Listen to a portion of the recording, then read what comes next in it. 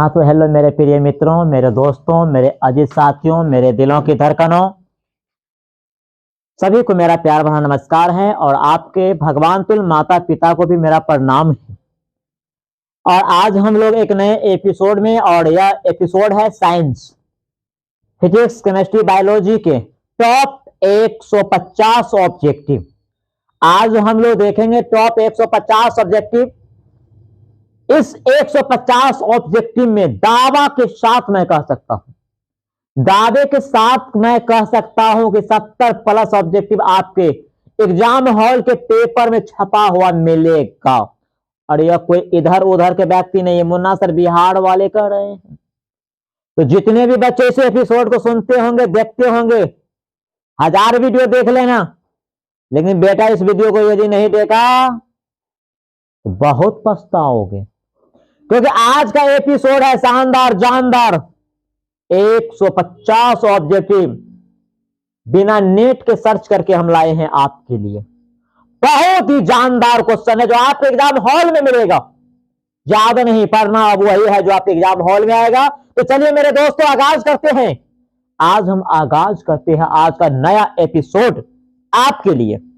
150 objective physics, chemistry, biology मिलाकर आपके सामने लिखा है टॉप 150 एमसीक्यू ऑब्जेक्टिव। ये एमसीक्यू मल्टीपल चॉइस क्वेश्चन आपके सामने। Subject science, science, science. 150 में 75 plus fix, fix, fix. Board में इससे बाहर नहीं। तो चलिए मेरे दोस्तों, क्वेश्चन नंबर 1 को आगाज करते हैं। आने के लिए बेसब्री से इंतजार है। क्वेश्चन नंबर 1, हो मेरे भाई, क्वेश्चन नंबर 1 आने से पहले आपका ये सिंबल आया है कि भाई पहले हम बायोलॉजी के क्वेश्चन देखेंगे। 50 क्वेश्चन जो हम देखेंगे उसमें पहले बायोलॉजी, टॉप 50 वायरल बीबी objective of the biology. Biology तो देखिए, पहला क्वेश्चन आपके सामने। कहते हैं 100 पोषी भोजन के लिए आवश्यक है। मेरे प्यारे दोस्तों, 100 पोषी भोजन के लिए आवश्यक है। समय कम है, अब उतना विश्लेषण का जरूरत नहीं है, डायरेक्ट खुद ही पॉइंट पे चले जाएंगे आप। तो 100 पोषी भोजन के लिए आवश्यक है। तो पेड़ पौधे में 100 पोषी होते हैं। क्लोरोफिल उसकी जरूरत होता है, सूर्य की प्रकाश जरूरत होता है, जल एवं कार्बन डाइऑक्साइड जरूरत होता है, इनमें से सभी। तो मेरे दोस्तों, 100 पोषी भोजन के लिए आवश्यक है सभी, अर्थात ऑप्शन नंबर डी। क्यों? कि सूर्य के प्रकाश से एनर्जी लेते हैं, वायुमंडल से कार्बन डाइऑक्साइड लेते हैं, जल से, खनिज से, जो है भूपटल से लेते हैं, जमीन से। तो 100 पोषी भोजन के लिए आवश्यक है इनमें से सभी। और आपके पेपर में जो छपेगा इसी तरह ऑप्शन होगा, इसी तरह से same to same, to copy to copy to copy. Question number 2, पादप में जाइलम उत्तरदायी है जल का वहन के लिए, भोजन का वहन के लिए, अमीनो अम्ल का वहन के लिए, इनमें से कोई नहीं। मेरे दोस्तों, पादप में जाइलम उत्तरदायी है। पादप में जाइलम उत्तरदायी है किसके लिए? तो जल का वहन के लिए। जल का वहन के लिए, वहन का मतलब होता है एक जगह से दूसरे जगह ले जाना। तो पादप में जाइलम जो होता है वो जल का वहन के लिए होता है। एक और होता है फ्लोएम जो भोजन के लिए होता है। चलिए क्वेश्चन नंबर 3, इनमें कौन प्रकाश संश्लेषी अंगक है? हरित लवक, पत्ती, स्टोमाटा, जड़।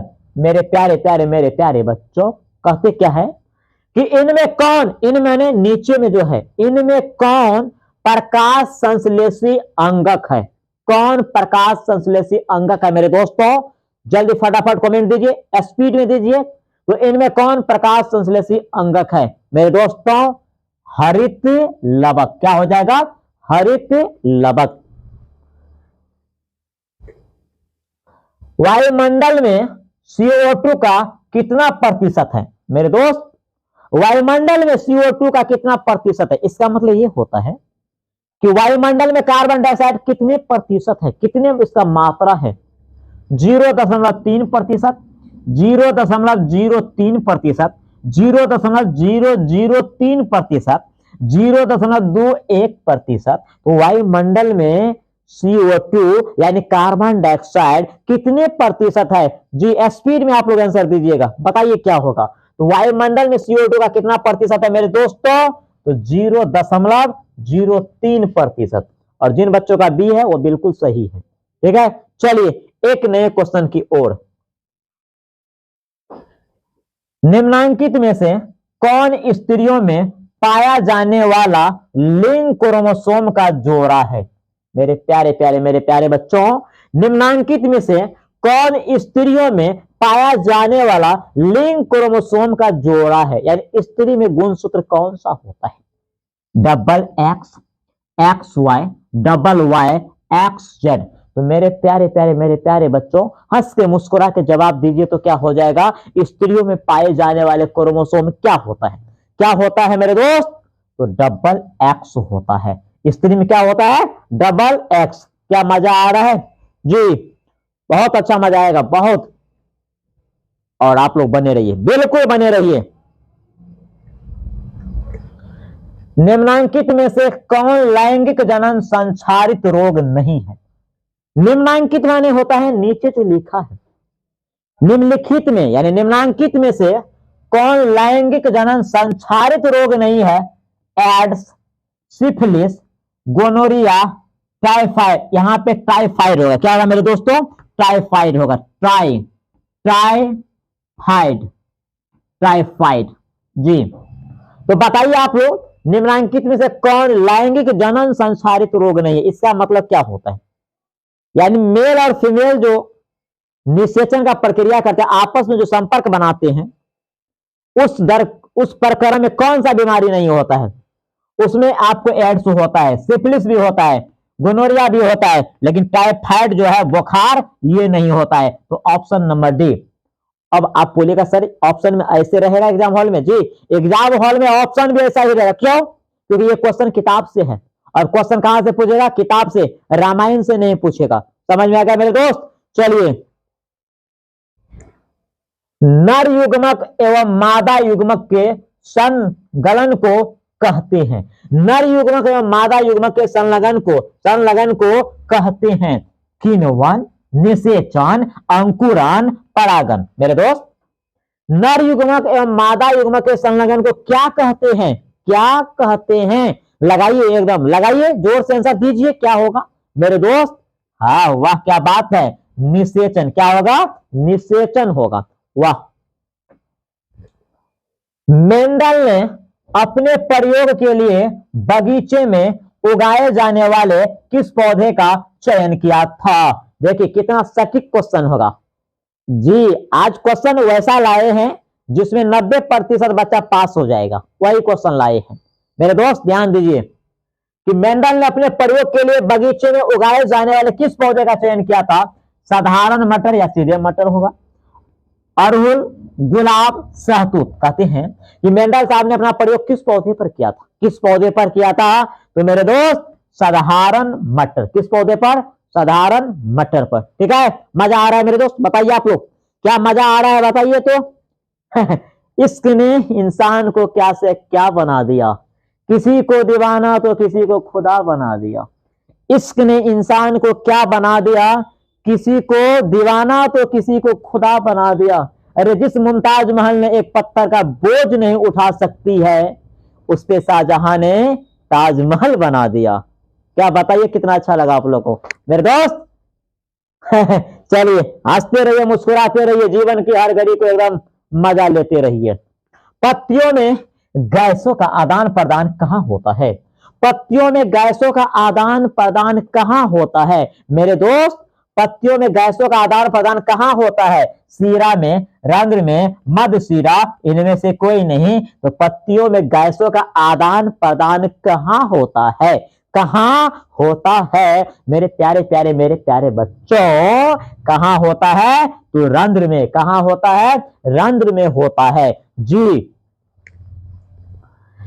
इनमें से किस छिद्र द्वारा गरास नली से जुड़ा होता है? इनमें से किस छिद्र द्वारा गरास नली से जुड़ा होता है? इनमें से, यहां पर जो दिया है, निम्न द्वार, कंठ द्वार, मल द्वार, इनमें से कोई नहीं। तो 10 नंबर का जवाब दीजिएगा क्या होगा मेरे दोस्तों, बताइए क्या होगा कि इनमें से किस क्षेत्र द्वारा गर्भसनी ग्रास नली से जुड़ा होता है। तो निग्ल द्वार। क्या होगा मेरे दोस्तों, निग्ल द्वार। क्या हो जाएगा, निग्ल द्वार। चलिए एक नए क्वेश्चन, प्रकाश संश्लेषण प्रकरण में, प्रकाश संश्लेषण प्रकरण में निम्नलिखित में क्या नहीं होता है।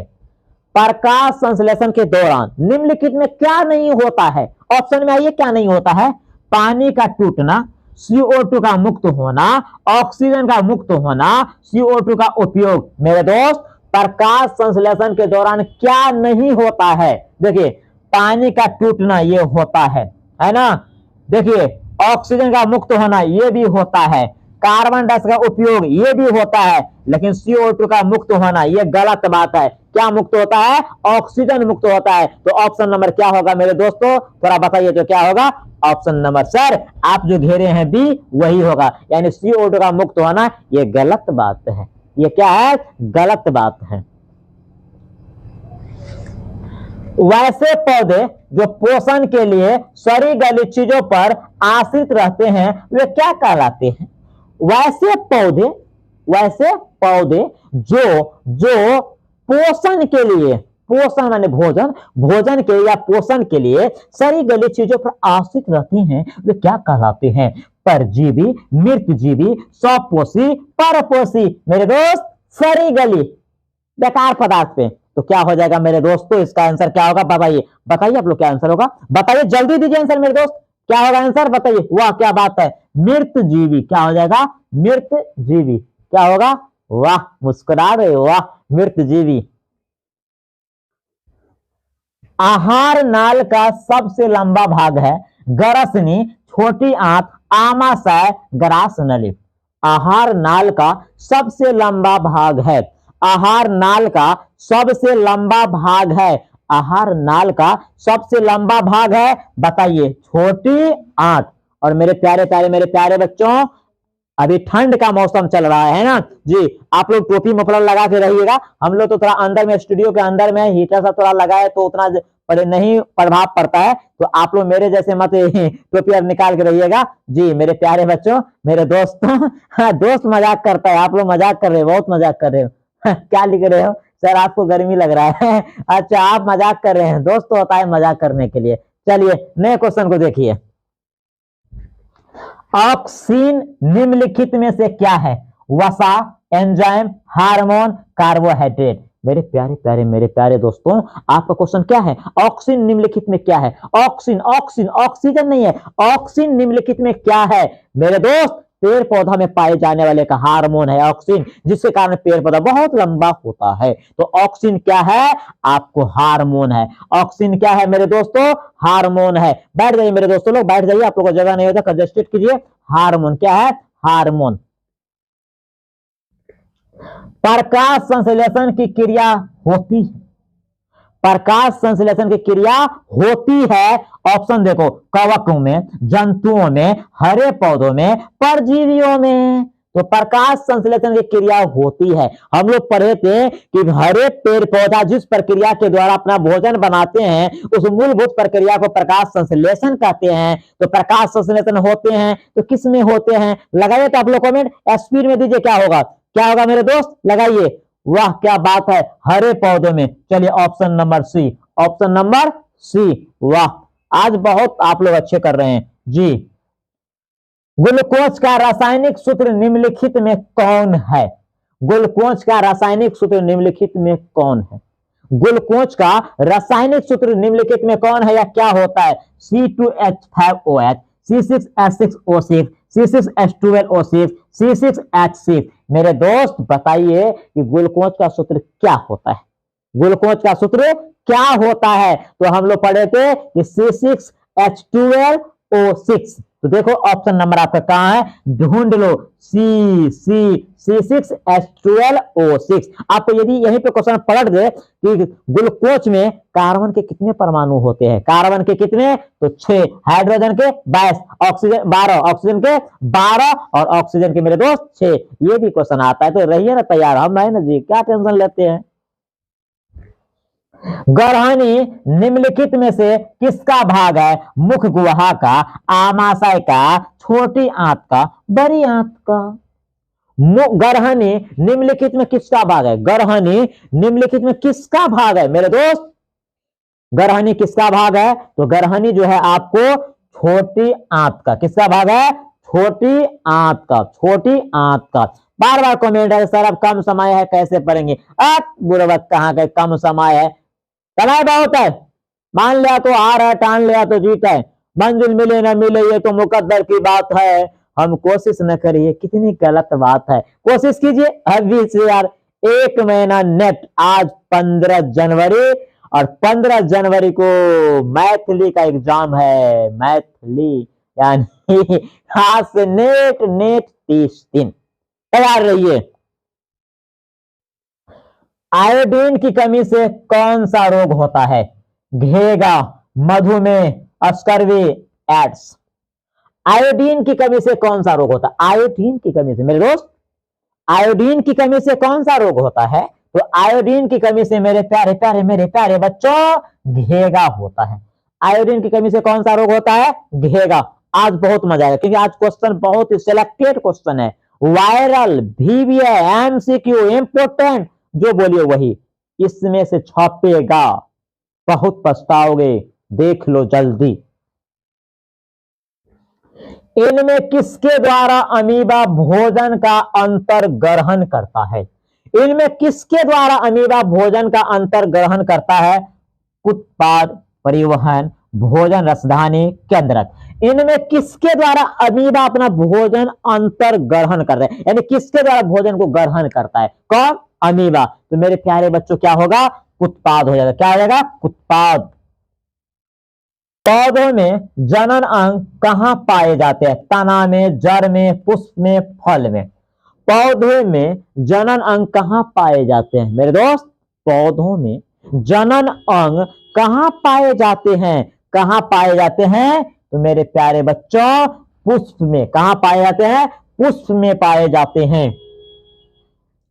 मनुष्य में वृक्क निम्न में किससे संबंधित है?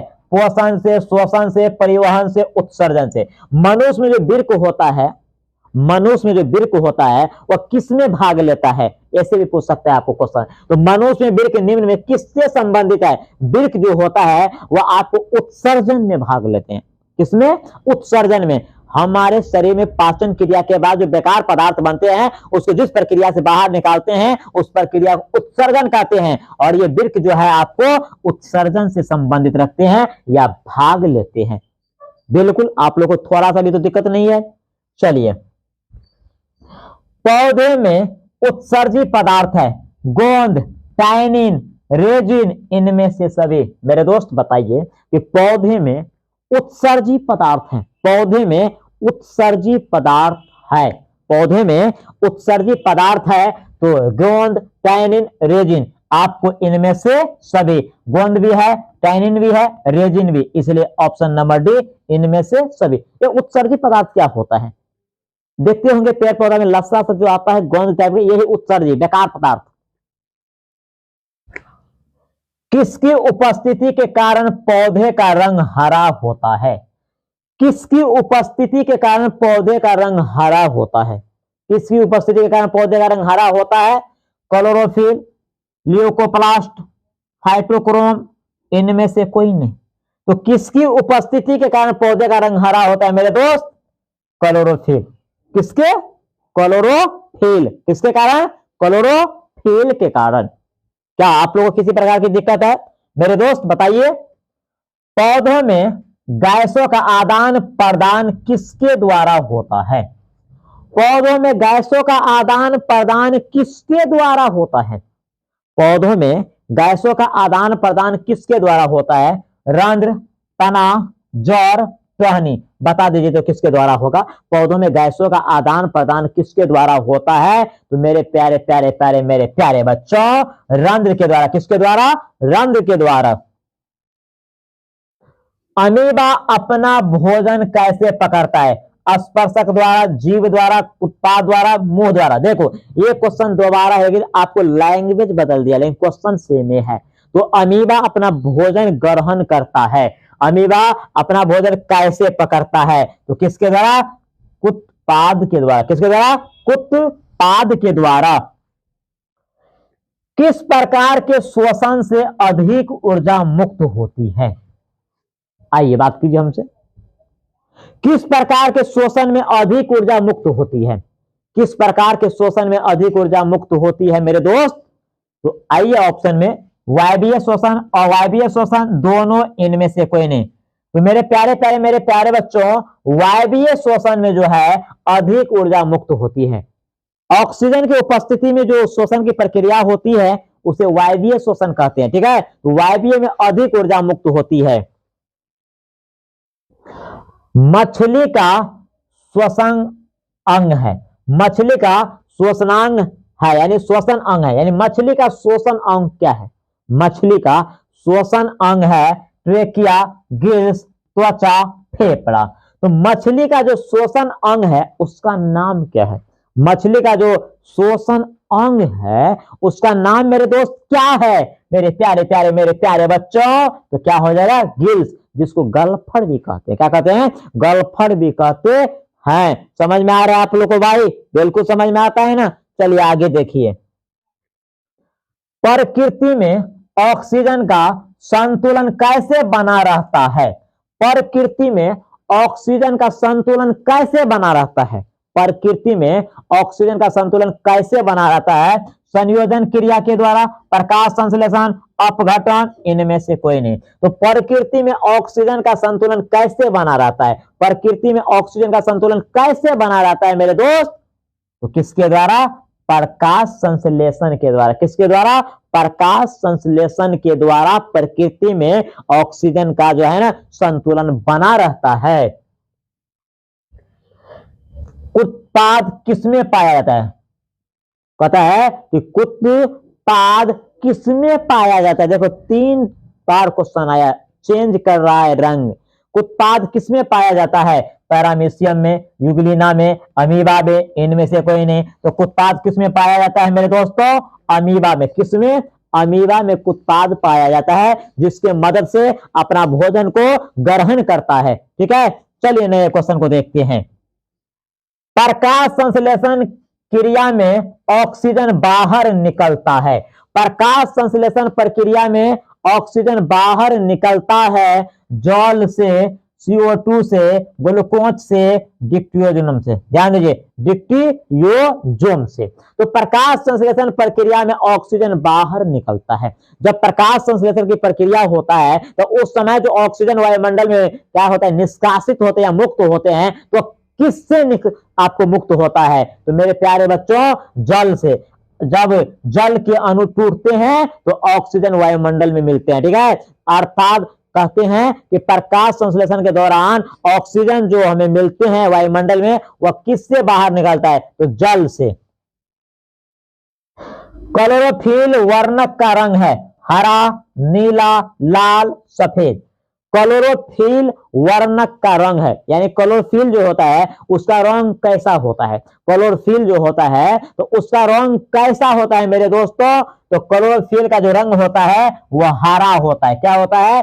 हरा होता है। क्या सही है मेरे दोस्त? क्या होता है? हरा होता है। बिल्कुल, आप लोग तो मेरे दिल को गदगद कर देते हैं, है ना जी? बहुत अच्छी बात है, वाह क्या बात है। इस ठंड के मौसम में तू लोग गर्मी ला रहा है। चलिए अच्छे से पढ़िए, मजे से पढ़िए, एकदम मस्ती में पढ़िए। रेजिन किस पौधे का उत्सर्जी पदार्थ है? बबूल, कनेर, पीपल, चीड़। कहते हैं कि रेजिन जो है किस पौधे का उत्सर्जी पदार्थ है? रेजिन किस पौधे का उत्सर्जी पदार्थ है? रेजिन जो है किस पौधे का उत्सर्जी पदार्थ है मेरे प्यारे बच्चों? तो रेजिन जो आपको किसका है? चीड़ का। किसका? चीड़ का उत्सर्जी पदार्थ है। ओके, चलिए नए क्वेश्चन देख लेते हैं। ग्लूकोज कितने कार्बन से बना अणु है? ग्लूकोज यानी ग्लूकोज जिसको कहते हैं, ग्लूकोज कितने कार्बन से बना अणु है? 3, 6, 5, 4। अब देखो C6H12O6। तो आपको पूछा क्या है? ग्लूकोज कितने कार्बन से कार्बन से बना अणु है। तो देखो कार्बन की संख्या क्या है 6, तो हम किस में क्लिक करेंगे, ऑप्शन नंबर बी। तो ग्लूकोज में कितने कार्बन होते हैं, 6 कार्बन होते हैं। क्या बिल्कुल हम लोग सही जा रहे हैं मेरे दोस्तों, बताइए तो सर आप कैसे हैं। वाह बहुत अच्छे हैं जी। मनुष्य के दांत की सबसे ऊपरी परत क्या है, कहते हैं कि मनुष्य के दांत के ऊपरी परत है, तो क्या है, मनुष्य के दांत की सबसे ऊपरी परत जो है वह क्या है, डेंटाइन, एनामेल, मज्जा गुहा, अस्थि। तो मनुष्य के दांत की सबसे ऊपरी परत क्या है, सबसे ऊपरी परत मेरे दोस्तों क्या है, ऊपरी परत जो मेरे दोस्तों है उसका नाम इनामेल है। मनुष्य के दांत की सबसे ऊपरी परत को क्या कहते हैं, इनामेल, इनामेल कहते हैं। चलिए सभी बच्चे संतुष्ट है कि नहीं जी। इस बार जब तक तोड़ेंगे नहीं तब तक छोड़ेंगे नहीं, जब तक तोड़ेंगे नहीं तब तक छोड़ेंगे नहीं, समझ में आया। अभी तो हम मुट्ठी भर जमीन को नापा है, सारा आसमां बाकी है, समझ में आया मेरे दोस्त। चलिए इस बार हुंकार आएगा। विरसन द्वारा स्रावित हार्मोन को कहते हैं, विरसन द्वारा, ये जो पुरुष का जो पेशाब रास्ते होते हैं उसको विरसन कहा जाता है। तो विरसन द्वारा, किसके द्वारा, विरसन द्वारा स्रावित हार्मोन को कहते हैं टेस्टोस्टेरोन, प्रोजेस्टेरोन, एस्ट्रोजेन, प्रोलैक्टिन। तो विरसन द्वारा स्रावित हार्मोन को कहते हैं मेरे दोस्त, क्या कहते हैं, विरसन द्वारा स्रावित हार्मोन को कहते हैं, तो क्या कहते हैं, टेस्टोस्टेरोन, है ना, टेस्टोस्टेरोन कहते हैं। मानव मादा के कौन जनन तंत्र का भाग नहीं है, मानव मादा के कौन जनन तंत्र का भाग नहीं है, अंडाशय, गर्भाशय, शुक्रवाहिका, डिंबवाहिनी। मानव मादा के कौन जनन तंत्र का भाग नहीं है, यानी मादा में कौन सा ये पार्ट है जो नहीं होता है, अंडाशय होता है, गर्भाशय होता है, डिंबवाहिनी होता है, लेकिन शुक्रवाहिका नहीं होता है। शुक्रवाहिका जो है मादा में नहीं होती है। तो ऑप्शन नंबर सी क्वेश्चन तेरा क्या है, मानव मादा के कौन जनन तंत्र का भाग नहीं है, तो हमारा क्या होगा, शुक्रवाहिका क्या हो जाएगा, शुक्रवाहिका। और मेरे प्यारे प्यारे मेरे प्यारे बच्चों, आप जो क्वेश्चन अभी देख रहे हैं इसी तरह का क्वेश्चन आपके पेपर में छपा हुआ मिलेगा, क्योंकि ये जितना भी क्वेश्चन हम अपने बाबूजी के घर से नहीं लाए हैं, ये आपको बुक का क्वेश्चन है, ये आपके जो सिलेबस है वहां से आपका क्वेश्चन है। समझ में कुछ आ रहा है, चलिए नए क्वेश्चन देख लेते हैं। और आपका नया क्वेश्चन है, शुक्राणु बनता है विरसन में, मूत्राशय में, गर्भाशय में, अंडाशय में। तो शुक्राणु बनता है, आप लोग फटाफट कमेंट में दीजिए, तब तक थोड़ा हम पानी पी लेते हैं, बताइए जल्दी।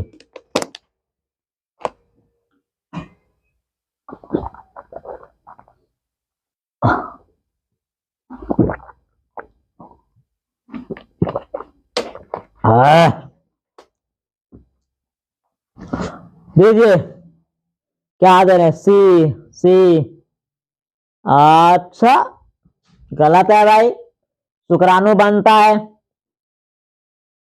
शुक्राणु बनता है, शुक्राणु बनता है मेरे दोस्तों विरसन में। कहां बनता है, शुक्राणु विरसन में बनता है जी। डिजिटल का जमाना है, कहां, शुक्राणु कहां बनता है, विरसन में, ठीक है। चलिए नए क्वेश्चन को देख लीजिए। पराग कोष में होते हैं, पराग कोष में होते हैं बाह्यदल, अंडाशय, अंडक, परागकण। पराग कोष में होते हैं, कहते हैं कि पराग कोष में होते हैं, क्या होते हैं, पराग कोष में होते हैं। 38 नंबर का जवाब दो। ये सब क्वेश्चन यदि आपसे नहीं बन रहा है तो आप पढ़े लिखे नहीं है, बिल्कुल तैयारी नहीं किया है। पराग कोष में पराग कण होते हैं, क्या होते हैं, पराग कोष में पराग कण होते हैं। मुकुलन द्वारा प्रजनन किसमें होता है, अमीबा में, ईस्ट में, मलेरिया परजीवी में, परागकण में।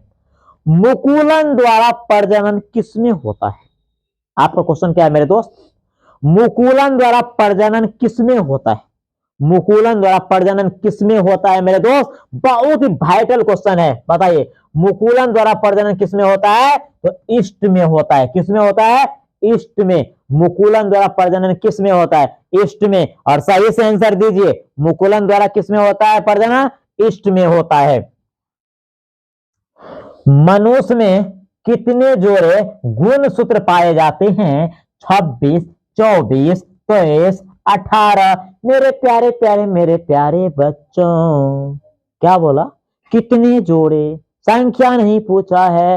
यदि जोड़ा पूछेगा तो 23 गुना 46, क्योंकि कितना होता है? 46 टोटल होता है। तो मेरे को संख्या पूछेगा तो 46 और जोड़ा पूछेगा तो 23। तो मनुष्य में कितने जोड़े गुणसूत्र पाए जाते हैं? तो मेरे प्यारे प्यारे प्यारे मेरे प्यारे बच्चों, 23 जोड़ा होता है। और जितने भी बच्चे अभी तक वीडियो को शेयर नहीं किए हैं, एक बार शेयर कर दीजिए और लाइक तो ठोक के दीजिए जी। इसका मतलब आप हमसे प्यार नहीं करते हैं। जितने भी मेरा दोस्त है, जितने भी भाई बहन है, क्या आपको मेरा वीडियो पसंद नहीं है? तो फिर इतने कम शेयर है मेरे दोस्त, लाइक थोड़ा ठोक के दीजिए ना भाई। इस भाई के लिए तो कुछ कीजिए। चलिए, बहुत अच्छे कह रहे सर, हम कर दिए हैं। हाँ, और कीजिए, कम से कम पूरे बिहार में शेयर होना चाहिए जी। चलिए मेरे दोस्त, अब नए क्वेश्चन हम लोग देखते हैं। क्या नए क्वेश्चन देखते हैं। चलिए, निम्नलिखित में से कौन उभयलिंगी जंतु है? केचुआ, मछली, शेर, बकरी। निम्नलिखित में से कौन उभयलिंगी जंतु है? निम्नलिखित में से कौन उभयलिंगी जंतु है मेरे दोस्त? कौन? अरे जो जल में भी रहता है, जो स्थल में भी रहता है, जमीन में भी और पानी में भी, है ना? तो निम्नलिखित में कौन उभयलिंगी जंतु है मेरे दोस्त? क्या हो जाएगा? केचुआ। क्या हो जाएगा? केचुआ। और आज हम जितने भी ऑब्जेक्टिव देखेंगे ना, पूरा एकदम समझ लीजिए रामबाण एकदम, इसके बाद कुछ नहीं। 150 में 75 प्लस फिक्स। फिक्स। जरूरत कितना है मेरे दोस्त? 40। कितना एक्स्ट्रा हो गया? 35। तो 35 जो एक्स्ट्रा हो गया वो अगले साल 25 के लिए है। तो तू बोलेगा सर हम तो 11 पे चल जाएंगे। अरे तुम्हारे छोटका भाई के लिए 35 सेट कर दिए हैं। ठीक है, चलिए क्वेश्चन आगे वाले देखेंगे। देखो, चालनी नलिकाएं पाई जाती हैं जंतुओं में, जाइलम में, फ्लोएम में, एक कोशिकीय पौधों में। क्या बोला आपको क्वेश्चन? चालनी नलिकाएं पाई जाती है। चालनी नलिकाएं पाई जाती है मेरे दोस्त, किसमें पाई जाती है? तो चालनी नलिकाएं जो होती हैं वह फ्लोएम में होती है, क्योंकि ये फ्लोएम जो है भोजन को स्थानांतरण करते हैं, यानी एक जगह से दूसरे जगह भेजते हैं। तो चालनी नलिकाएं किस में पाई जाती है? तो फ्लोएम में। किसमें मेरे दोस्तों? फ्लोएम में। आरबीसी की जीवन अवधि होती है 120 दिन, 180 दिन, 80 दिन, 220 दिन। तो आरबीसी की जीवन अवधि होती है, आरबीसी की जीवन अवधि यानी कितने दिन ये जीवित होते हैं आरबीसी मेरे दोस्त? तो आरबीसी की जीवन अवधि जो होती है वह 120 दिन होती है। कितने दिन? 120 दिन। कितने दिन मेरे दोस्त? 120 दिन। रक्त क्या है? उत्तक, कोशिका, पदार्थ, इनमें से कोई नहीं मेरे दोस्त। रक्त क्या है? रक्त जो है वो क्या है? रक्त एक तरल संयोजी उत्तक है। रक्त क्या है? एक तरल संयोजी उत्तक है। तो रक्त क्या है? आपको एक उत्तक है। क्या है? तो option number A. Option number क्या हो जाएगा? ए हो जाएगा। और धीरे धीरे हम लोग आज जो 50 क्वेश्चन बायोलॉजी में हमने सेट किए हैं उसके आसपास करीब करीब में हम लोग पहुंच गए हैं। तो मेरे दोस्तों, जितने भी बच्चे यदि लेट से लाइव में जुड़े हैं तो वह आप वीडियो अपलोड के बाद देख लीजिएगा।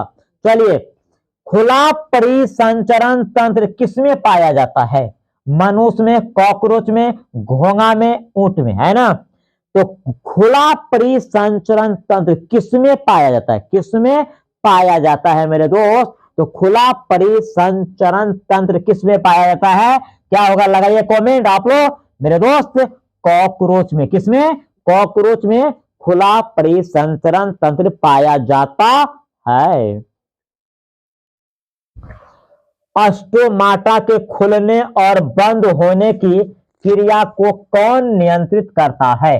अस्टोमाटा के खुलने और बंद होने की प्रक्रिया को कौन नियंत्रित करता है?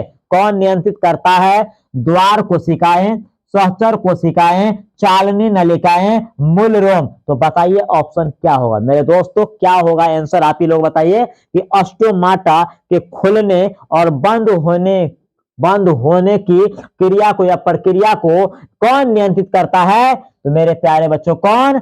द्वार कोशिकाएं। क्या? द्वार कोशिकाएं। क्या होगा आंसर? द्वार कोशिकाएं। निम्नलिखित में कौन से यंत्र का उपयोग रक्तदाब मापने में किया जाता है? निम्नलिखित में कौन से यंत्र का जो प्रयोग है रक्तदाब मापने में किया जाता है? निम्नलिखित में यानी इसमें से कौन ऐसा मशीन है जिसका प्रयोग रक्तदाब मापने में किया जाता है? बैरोमीटर, मैनोमीटर, एस्फाइगोमैनोमीटर, इनमें से कोई नहीं। एस्फाइगोमैनोमीटर आपका होगा एस्फाइगोमैनोमीटर होता है। क्या होता है? एस्फाइगोमैनोमीटर। एस्फाइगोमैनोमीटर से रक्तदाब को मापा जाता है। ठीक है, करेक्ट। निम्न में सबसे तेज धड़कन किसका होता है? व्हेल के, चूहा के, हाथी के, आदमी के। निम्न में सबसे तेज धड़कन किसका होता है? निम्न में जो है सबसे तेज धड़कन जो होता है वह किसका होता है मेरे दोस्त? सबसे तेज धड़कन किसका होता है? वह चूहा का होता है। किसका होता है? चूहा का। 2020 में यह क्वेश्चन पूछा गया है। किसमें होता है? चूहा में, है ना। सबसे तेज धड़कन होता है। मानव हृदय में कितने कोष्ठ होते हैं? 2, 8, 1, 4। मानव के हृदय में कितने कोष्ठ होते हैं? है ना। मानव हृदय में कितने कोष्ठ होते हैं? मानव हृदय में मेरे दोस्त कितने कोष्ठ होते हैं? तो मानव हृदय में 4 कोष्ठ होते हैं। मानव हृदय में कितने कोष्ठ? 4। पादप में फ्लोएम उत्तरदायी है जल संवहन, भोजन संवहन, एमिनो अम्ल संवहन, ऑक्सीजन का वहन। बताइए आप लोग। पादप में फ्लोएम उत्तरदायी यानी फ्लोएम जो है पादप में कौन सा काम में भाग लेता है? फ्लोएम जो होते हैं उत्तरदायी है यानी पेड़ पौधा में जो आपको जाइलम होता है और एगो फ्लोएम होता है। तो जाइलम का तो काम है खनिज लवण का वहन करना। अब फ्लोएम का क्या काम है मेरे दोस्तों? तो फ्लोएम जो होता है फ्लोएम ये बना हुआ भोजन को एक जगह से दूसरे जगह लेके जाता है यानी भोजन का संवहन। भोजन का संवहन, भोजन का संवहन। और देखिए आप ही लोग बताइए आप लोगों को कितना सही हुआ? आप लोग बताइए आप लोग को कितना बटा 50 हुआ? आप लोग बताइए जल्दी कि कितना बटा 50 हुआ है। और जिन बच्चे को यदि 40 भी सही है तो समझ जाओ तुम्हारा स्कोरिंग ठीक ठाक है। क्यों? क्योंकि आपको साइंस का एग्जाम होता है 80 नंबर का, 20 प्रैक्टिकल आपको उधर से होता है और 80 में 40 ऑब्जेक्टिव और 40 तो दौड़ के आएगा। यदि आपको प्रैक्टिकल में 19 भी मिल गया तो 40 और 19 आपको समझ जाइए 60 के आसपास यानी 59 हो गया। आपको बिना सब्जेक्टिव लिखे हुए 60 नंबर।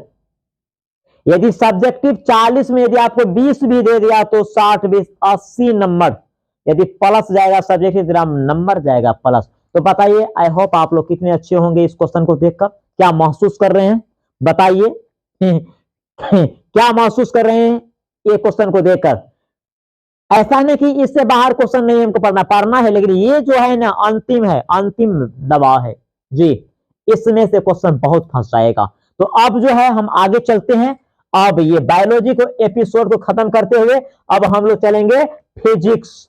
अब यहां से हम लोग देखेंगे 50 फिजिक्स। क्या देखेंगे?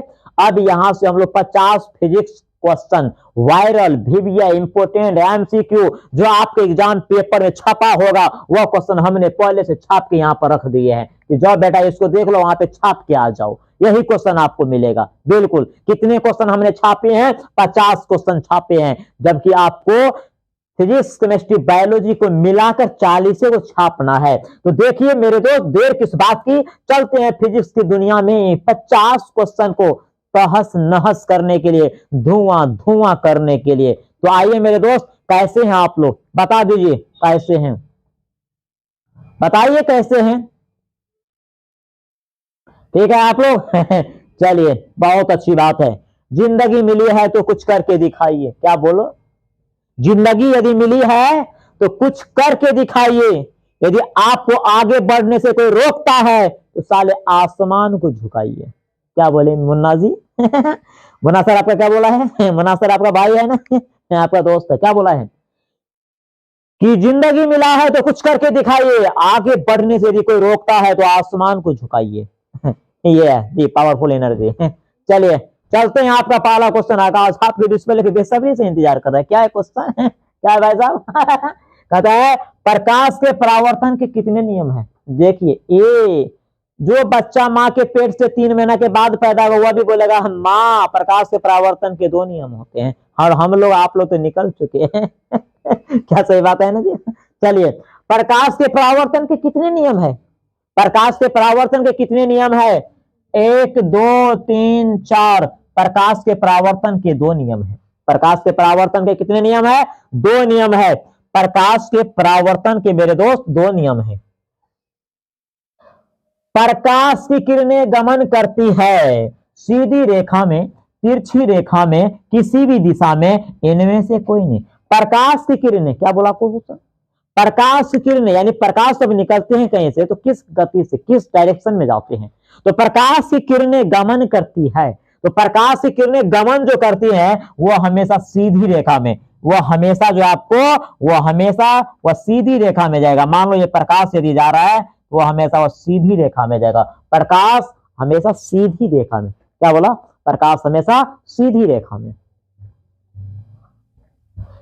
गोलीय दर्पण की वक्रता त्रिज्या 40 सेंटीमीटर हो तो उसकी फोकस दूरी होगी 40 सेंटीमीटर, 30 सेंटीमीटर, 20 सेंटीमीटर, 10 सेंटीमीटर। आइए बात करते हैं आप लोग कि किसी गोलीय दर्पण की वक्रता त्रिज्या 40 सेंटीमीटर है। क्या क्या वक्रता त्रिज्या आपको 40 सेंटीमीटर है तो इसका फोकस दूरी क्या होगा? तो मेरे प्यारे प्यारे प्यारे मेरे प्यारे बच्चों, F बराबर R/2। तो हमें F निकालना है, फोकस दूरी R का मान 40 है अपन 2। तो बताइए आप लोग कितना आया? 20 सेंटीमीटर में है तो 20 सेंटीमीटर कितना हो जाएगा? Option number C. आप सेंटीमीटर और मीटर को देख के मारना। ऑप्शन में ये भी दे सकता है 20 मीटर, 20 सेंटीमीटर। तो आपका क्वेश्चन सेंटीमीटर में है या मीटर में है ये आपको देखना है। समझ गया मेरे दोस्त? समझ गया? चलिए, दाढ़ी बनाने में किस प्रकार के दर्पण का प्रयोग किया जाता है, उपयोग किया जाता है? दाढ़ी बनाने में, दाढ़ी समझते हैं ना, पुरुष जात जो दाढ़ी बनाते हैं, दाढ़ी बनाने में या सैलून में या हजामती दर्पण में, ऐसे भी क्वेश्चन आता है। तो दाढ़ी बनाने में किस दर्पण का प्रयोग किया जाता है? अवतल का, उत्तल का, समतल का, इनमें से कोई नहीं। बताइए, हल्ला करके बताइए क्या होना चाहिए। सैलून में किस दर्पण का प्रयोग होता है मेरे दोस्त? किस दर्पण का प्रयोग होता है? तो आपको अवतल दर्पण का प्रयोग होता है। किसका होता है? अवतल दर्पण का। क्या सही जा रहा है जी? अवतल दर्पण का प्रयोग होता है। सैलून में किस दर्पण का प्रयोग होता है जी? बताइए आप, किस दर्पण का प्रयोग होता है? अवतल दर्पण का प्रयोग होता है। एक स्वस्थ आंख के लिए अस्पष्ट दृष्टि की न्यूनतम दूरी होती है। एक स्वस्थ आंख के लिए अस्पष्ट दृष्टि की न्यूनतम दूरी होती है, न्यूनतम 25 सेंटीमीटर, 0, 250 सेंटीमीटर, अनंत। देखो, जब भी आपको पूछेगा न्यूनतम, क्या पूछेगा? न्यूनतम, न्यूनतम पूछेगा तो 25 सेंटीमीटर, और आपको अधिकतम पूछेगा तो अनंत। तो न्यूनतम पूछेगा तो 25 सेंटीमीटर, क्या होगा? न्यूनतम के लिए 25 सेंटीमीटर होगा मेरे दोस्त। हीरा का अपवर्तनांक है 1.77, 1.47, 1.44, 2.42। तो हीरा का अपवर्तनांक होता है शून्य में प्रकाश की चाल किसी विशेष माध्यम की प्रकाश की चाल को क्या कहते हैं? अपवर्तनांक कहते हैं। तो हीरा का अपवर्तनांक कितना होता है? हीरा का अपवर्तनांक मेरे दोस्त कितना होता है? तो 2.42 होता है। यदि आपको क्वेश्चन पूछा जाए पानी का अपवर्तनांक कितना होता है, कितना, तो आप लोग कमेंट लगाइए कि मेरे दोस्त क्या होता है पानी का अपवर्तनांक। मेरे प्यारे प्यारे मेरे प्यारे बच्चों, क्या होता है पानी का अपवर्तनांक? लगाइए तो जल्दी स्पीड में। 1.33। वाह क्या बात है, 1.33। यानी पानी का अपवर्तनांक होता है 1.33। वाह, मुस्कुरा के कहो, थोड़ा कुछ कहो तो कहो, मुस्कुरा के कहो। 1.33 पानी का, और हीरा का 2.42। सबसे ज्यादा अपवर्तनांक होता है हीरा का। ठीक है मेरे बच्चों, ध्यान दीजिए। एस्पेक्ट्रम, एस्पेक्ट्रम प्राप्त करने के लिए किसका उपयोग होता है?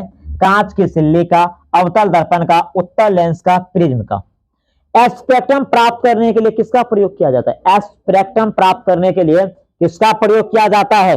एस्पेक्ट्रम प्राप्त करने के लिए किसका प्रयोग किया जाता है? बताइए। एस्पेक्ट्रम प्राप्त करने के लिए मेरे दोस्तों प्रिज्म का प्रयोग किया जाता है। किसका? प्रिज्म का। किसका? प्रिज्म का। यदि आपसे पूछा जाए कि प्रिज्म में कितने सतह होते हैं, यदि आपसे पूछा जाए कि प्रिज्म में कितने सतह होते हैं, तो बताइए, जल्दी बताइए। तो प्रिज्म में कितने सतह होते हैं? सर 5 सतह होते हैं। अब वाह क्या बात है, तू लोग यार बिजली के तरह आंसर दे रहे हो। तो प्रिज्म में कितने सतह होते हैं? 5 सतह होते हैं। चलिए, प्रकाश के किस रंग के लिए तरंगदैर्घ्य अधिकतम होता है? बैगनी, हरा, लाल, पीला। अर्थात किस कलर का, किस रंग का तरंगदैर्घ्य अधिक होता है? किस रंग का या वर्ण का या कलर का? शब्द अलग अलग है लेकिन एक ही खानदान के हैं। तो किस रंग का तरंगदैर्घ्य अधिक होता है मेरे दोस्तों? तो लाल रंग का तरंगदैर्घ्य अधिक होता है। यहीं पर क्वेश्चन पलट देगा, कम किसका होता है? तो क्या हो जाएगा? बैगनी। क्या हो जाएगा? बैगनी।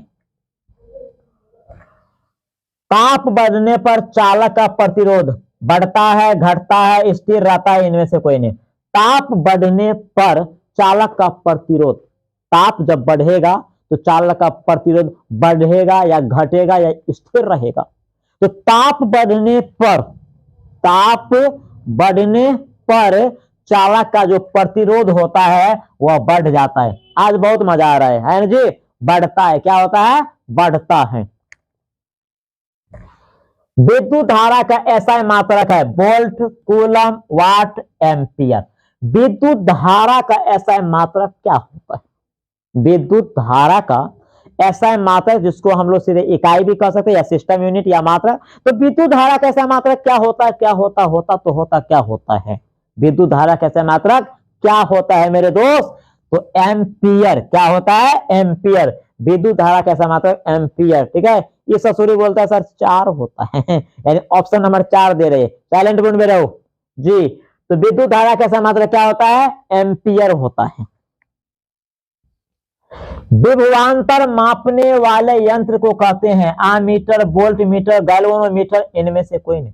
विभवांतर मापने वाले यंत्र को कहते हैं, विभवांतर मापने वाले यंत्र को कहते हैं जिस मशीन से विभवांतर को मापा जाता है, उस मशीन को क्या कहा जाता है? उस मशीन को क्या कहा जाता है मेरे प्यारे प्यारे मेरे प्यारे बच्चों? वोल्ट मीटर कहा जाता है। क्या? Volt meter. यहीं पर क्वेश्चन आपको पलट दिया जाए कि धारा को मापने वाला यंत्र या मशीन को क्या कहा जाता है, तब वहां पर मेरा आंसर क्या हो जाएगा? ए मीटर, या उसी को आमीटर कहते हैं।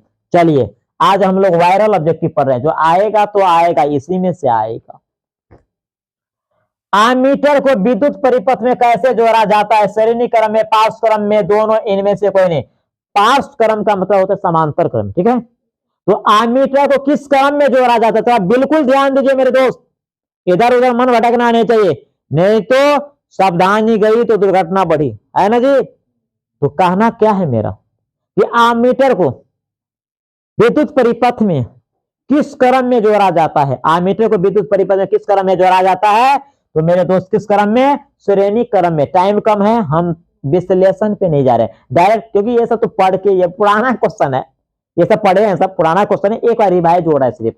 तो आमीटर को विद्युत परिपथ में कैसे जोड़ा जाता है? श्रेणी क्रम में। विद्युत बल्ब का फिलामेंट होता है टंगस्टन का, तांबा का, प्लेटिनम का? इनमें से कोई नहीं। विद्युत बल्ब का जो फिलामेंट होता है वह किस वस्तु का बना होता है, किस तत्व का बना होता है, या किस पदार्थ का बना होता है? तो विद्युत बल्ब का फिलामेंट जो होता है मेरे दोस्त, वह किसका बना होता है? आप लोग जवाब दीजिएगा, बिल्कुल अच्छे से जवाब दे रहे हैं। तो विद्युत बल्ब का फिलामेंट जो होता है वह टंगस्टन का बना होता है जी। आज एक भी क्वेश्चन स्किप नहीं, नो, हम पहले बता दिए थे, एक भी क्वेश्चन आज स्किप करने वाला नहीं है। पहले ही हम बात किए कि 150 में 75 प्लस फिक्स, क्योंकि मुन्ना सर बिहार बोला है 75 प्लस फिक्स। देखे में हम भले छोटन है, अलग बात है, लेकिन क्वेश्चन गेस करने में बाप रे बाप बड़ा धमाका करते हैं। आइए, विद्युत धारा उत्पन्न करने की युक्ति को कहते हैं जनित्र, गैल्वेनोमीटर, एमीटर, विद्युत मोटर। विद्युत धारा उत्पन्न करने की युक्ति को कहते हैं यानी मशीन, युक्ति माने मशीन होता है, साइलेंट। विद्युत धारा उत्पन्न करने की युक्ति को यानी मशीन को या यंत्र को क्या कहते हैं मेरे दोस्त, क्या कहते हैं? अरे उसको जनित्र कहते हैं, जिसको इंग्लिश में डायनेमो भी कहते हैं, और हम लोग जो है गांव देहात में जनरेटर भी कहते हैं। तो जनित्र या डायनेमो, ध्यान दो, एक एक बात को ध्यान दो। यह नहीं कि सुनते हैं इस कान से सुनते इस कान से निकाल देते हैं, जी नहीं, आपका ध्यान फोकस होना चाहिए क्वेश्चन पे। समझ में आ गया? तो विद्युत धारा उत्पन्न करने की युक्ति को जनित्र कहते हैं या डायनेमो। ठीक है, चलिए बैठिए। निम्न में से किस दर्पण की फोकस दूरी धनात्मक होती है? क्या बोला क्वेश्चन कि निम्न में से किस दर्पण की फोकस दूरी धनात्मक होती है, यानी किस दर्पण की फोकस दूरी धनात्मक, चाहे फोकस दूरी बोलो चाहे त्रिज्या बोलो, यानी कौन ऐसा दर्पण है जिसका सभी प्रॉपर्टी धनात्मक होता है मेरे दोस्त? तो समतल दर्पण, उत्तल दर्पण, अवतल दर्पण, इनमें से सभी। तो किस दर्पण की फोकस दूरी धनात्मक होती है, किस दर्पण की? तो आपका आंसर हो जाएगा उत्तल दर्पण का फोकस दूरी चाहे वक्रता त्रिज्या ये सब क्या होते हैं, धनात्मक होते हैं, और अवतल का ऋणात्मक होते हैं। चलिए एक नए क्वेश्चन की ओर। रोगियों के नाक, कान, गले आदि की जांच के लिए डॉक्टर प्रयोग करते हैं। रोगियों के नाक, कान, गले आदि की जांच के लिए डॉक्टर प्रयोग करते हैं अवतल दर्पण का, समतल दर्पण का, उत्तल दर्पण का, इनमें से कोई नहीं। यानी किस दर्पण का प्रयोग चिकित्सक के रूप में किया जाता है, यानी किस दर्पण का प्रयोग डॉक्टर लोग करते हैं, क्योंकि छोटे छोटे घाव बड़ा दिखाई थे इसलिए। तो किस दर्पण का प्रयोग करते हैं मेरे दोस्त? तो मेरे दोस्त अवतल दर्पण का। चिकित्सक के रूप में किस दर्पण का प्रयोग किया जाता है? अवतल दर्पण का प्रयोग किया जाता है। क्या मजा आ रहा है बताइए? यदि आप लोग को वीडियो यदि पसंद आ रहा है तो एक बार शेयर कर दीजिए प्लीज। मेरे लिए भी तो थोड़ा कष्ट कर दीजिए, हम आपके लिए कष्ट कर रहे हैं। यदि आप लोग को यदि वीडियो पसंद है, क्वेश्चन पसंद है, थोड़ा हम भी पसंद है, तो लाइक करते हुए बिहार के हर गली में पहुंचा दीजिए ना, क्वेश्चन पहुंचा दीजिए मेरे दोस्त, यह आपसे विनती है, पहुंचा दीजिए। निम्न में से कौन सा पदार्थ लेंस के लिए प्रयुक्त नहीं किया जा सकता है? निम्न में से कौन सा पदार्थ लेंस के लिए प्रयुक्त नहीं किया जा सकता है, यानी किस पदार्थ का लेंस नहीं बना सकते हैं? किस पदार्थ का लेंस हम नहीं बना सकते हैं मेरे दोस्त? जल का, कांच का, प्लास्टिक का, मिट्टी का। आप ही लोग बताइए, आप ही लोग बताइए ना, प्रेम से बताइए ना आप लोग जी, किस पदार्थ का हम लोग लेंस नहीं बना सकते हैं बताइए? मिट्टी का थोड़ी लेंस बनेगा जी। तो ऑप्शन नंबर डी मिट्टी क्या होगा आंसर। और ये क्वेश्चन एग्जाम में नहीं आएगा तो साइंस का एग्जाम पेपर अशुभ हो जाएगा। ये क्वेश्चन आएगा, ये क्वेश्चन आएगा, ये क्वेश्चन आएगा, और 150 में 75 प्लस आएगा, 150 में 75 प्लस आएगा। इसलिए कोई वीडियो देखो ना देखो, लेकिन इसको जरूर देखो। समझ में आ गया मेरे दोस्त? प्रकाश के किस रंग के लिए तरंगदैर्घ्य न्यूनतम होता है? क्या है?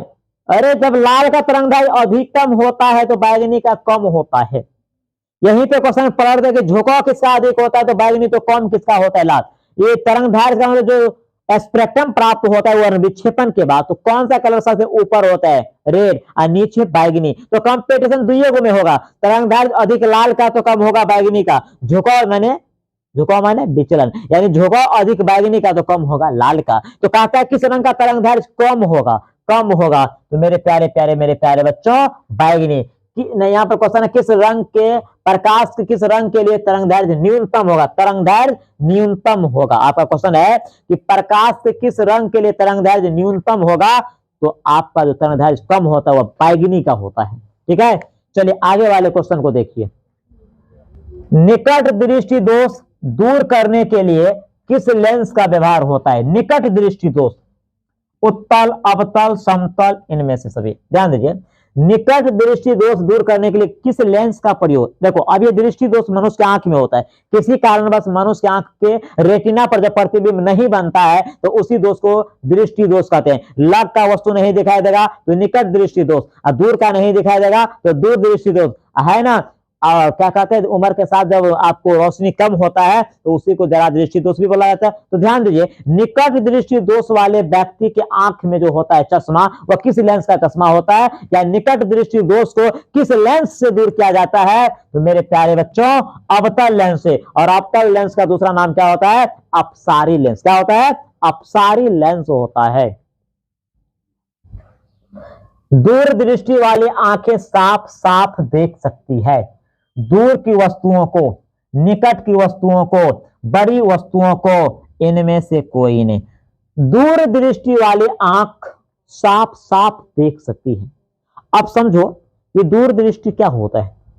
ऐसा व्यक्ति जिसे दूर की वस्तु नहीं दिखाई दो। यदि निकट की वस्तु जो है स्पष्ट रूप से दिखाई देती है और दूर की नहीं दिखाई देती है तो उसे निकट दृष्टि दोष। और दूर दृष्टि में क्या है? दूर की वस्तु दिखाई देगा और नजदीक का नहीं दिखाई देगा, तो उसे हम लोग क्या कहेंगे? दूर दृष्टि दोष। तो क्या है क्वेश्चन आपका कि दूर दृष्टि वाली आंखें साफ साफ देख सकती है दूर की वस्तु को। कहां की वस्तु को? दूर की वस्तु को। डायनेमो यांत्रिक ऊर्जा को किस ऊर्जा में परिणत करता है? ध्वनि ऊर्जा में, विद्युत ऊर्जा में, सौर ऊर्जा में, इनमें से कोई नहीं। डायनेमो जिसको जनित्र कहते हैं, यांत्रिक ऊर्जा को किस प्रकार के ऊर्जा में परिणत करता है? जनरेटर जिसको हम लोग कहते हैं। तो यांत्रिक ऊर्जा को मेरे दोस्तों डायनेमो जो है वह विद्युत ऊर्जा में कन्वर्ट कर दिया। किसमें करता है? विद्युत ऊर्जा में। डायनेमो यांत्रिक ऊर्जा को किस प्रकार की ऊर्जा में क्या करते हैं? परिणत करते हैं या ट्रांसफर करते हैं। तो डायनेमो जो होता है आपको किस प्रकार की ऊर्जा में परिणत करता है? विद्युत ऊर्जा में। जनरेटर जो होता है यांत्रिक ऊर्जा को विद्युत ऊर्जा में परिणत करता है। ठीक है, चलिए। निम्नलिखित में कौन लेंस की क्षमता का मात्रक है? निम्नलिखित में कौन लेंस की क्षमता का मात्रक है? सही करो। निम्नलिखित में कौन लेंस की क्षमता का मात्रक है? सही करो मेरे दोस्तों कि निम्नलिखित में कौन लेंस की क्षमता का मात्रक है? जूल, वाट, डायोप्टर, आर्क। बताइए। ये कहने का मतलब यह है कि लेंस की क्षमता का मात्रक क्या होता है? लेंस की क्षमता का जो मात्रक होता है वह क्या होता है? तो डायोप्टर होता है।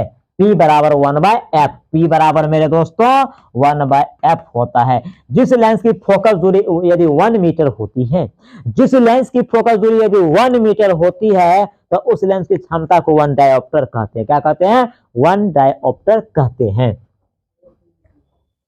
लघु पतन के समय परिपथ में विद्युत धारा का मान बहुत कम हो जाता है, परिवर्तित नहीं होता है, बहुत अधिक बढ़ जाता है, निरंतर परिवर्तित। मेरे दोस्त क्या कहते हैं?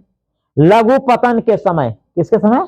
लघु पतन जिसको कहते हैं शॉर्ट सर्किट। क्या कहते हैं? Short circuit. लघु पतन के समय विद्युत परिपथ में क्या होता है? तो लघु पतन के समय विद्युत परिपथ में जो होता है बहुत अधिक क्या होता है? धारा परिवर्तित होता है। तो कहते हैं कि लघु पतन के समय परिपथ में विद्युत धारा का मान, लघु पतन के समय में जो है ना विद्युत धारा का जो मान है बहुत अधिक हो जाता है। ठीक है, option number C. Option number C क्या करेक्ट है? आप ही लोग बताइए क्या करेक्ट है मेरे दोस्तों? खुश है ना? ऑप्शन नंबर सी, बहुत अधिक बढ़ जाता है। विद्युत फ्यूज विद्युत धारा के किस प्रभाव पर कार्य करता है? विद्युत फ्यूज विद्युत धारा के किस प्रभाव पर कार्य करता है? किस प्रभाव पर कार्य करता है? उसमें चुंबकीय, रासायनिक, इनमें से कोई नहीं। ये जो विद्युत फ्यूज है विद्युत धारा के किस प्रभाव पर कार्य करता है? किस प्रभाव पर कार्य करता है मेरे दोस्त? उष्मीय प्रभाव पर। किस प्रभाव पर? उष्मीय। और आज का क्वेश्चन स्किप नहीं कीजिएगा, प्लीज हाथ जोड़ के कहता हूं, स्किप मत कीजिएगा। नहीं, एक एक क्वेश्चन को सुनो, एक एक, क्योंकि 40 ऑब्जेक्टिव हमको जरूरत है। जब मिल जाए मंजिल मेरे घर के साइड में तो काहे जाएंगे अमेरिका के साइड में? समझ आएगा? यदि जो मुझे चाहिए यदि वो आसानी से मिल जाए तो फिर हम काहे जाएंगे? और आसानी से मेरे दोस्त नहीं मिलता है, आसानी से नहीं मिलता है। यदि मिल जाते आसानी से तो काहे इतना दूर हम लोग जाते, काहे इतना तकलीफ करते, है ना?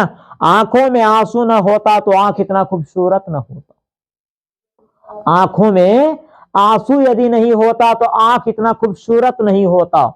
यदि चाहने से या मांगने से सब चीज मिल जाता तो फिर इतना भगवान को पूजने की क्या जरूरत होता मेरे दोस्त।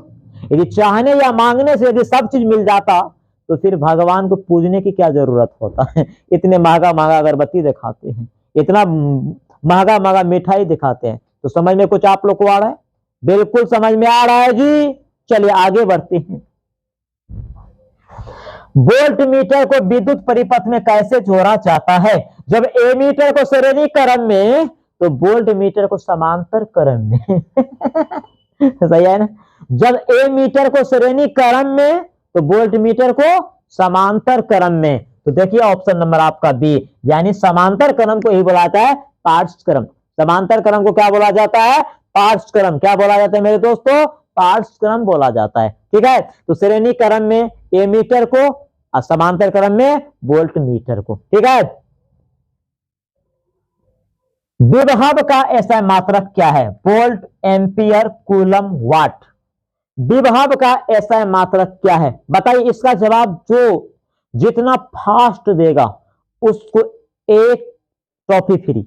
बताइए जल्दी में, विभव का ऐसा मात्रक क्या होगा? विभव का ऐसा मात्रक क्या होगा? जल्दी बताइए। अरे बाप रे, अच्छा दिया। विभव का ऐसा मात्रक वोल्ट वोल्ट वोल्ट। अरे इतना को टॉफी कहां से लाएंगे? हमको तो फैक्ट्री जाना पड़ेगा।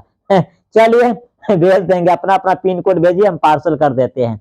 आइए मेरे दोस्त, विभव का ऐसा मात्रक क्या होता है? विभव का ऐसा मात्रक आप लोग बोलते हैं वोल्ट, तो हम आप लोग के बात को काट सकते हैं? नहीं काट सकते। विभव का ऐसा मात्रक क्या होता है? वोल्ट होता है। किस दर्पण से हमेशा वस्तु से छोटा प्रतिबिंब प्राप्त होता है? किस दर्पण से हमेशा वस्तु से छोटा प्रतिबिंब प्राप्त होता है? उत्तल, अवतल, समतल, इनमें से कोई नहीं। किस दर्पण से हमेशा वस्तु से छोटा प्रतिबिंब प्राप्त होता है? क्या है क्वेश्चन आपको?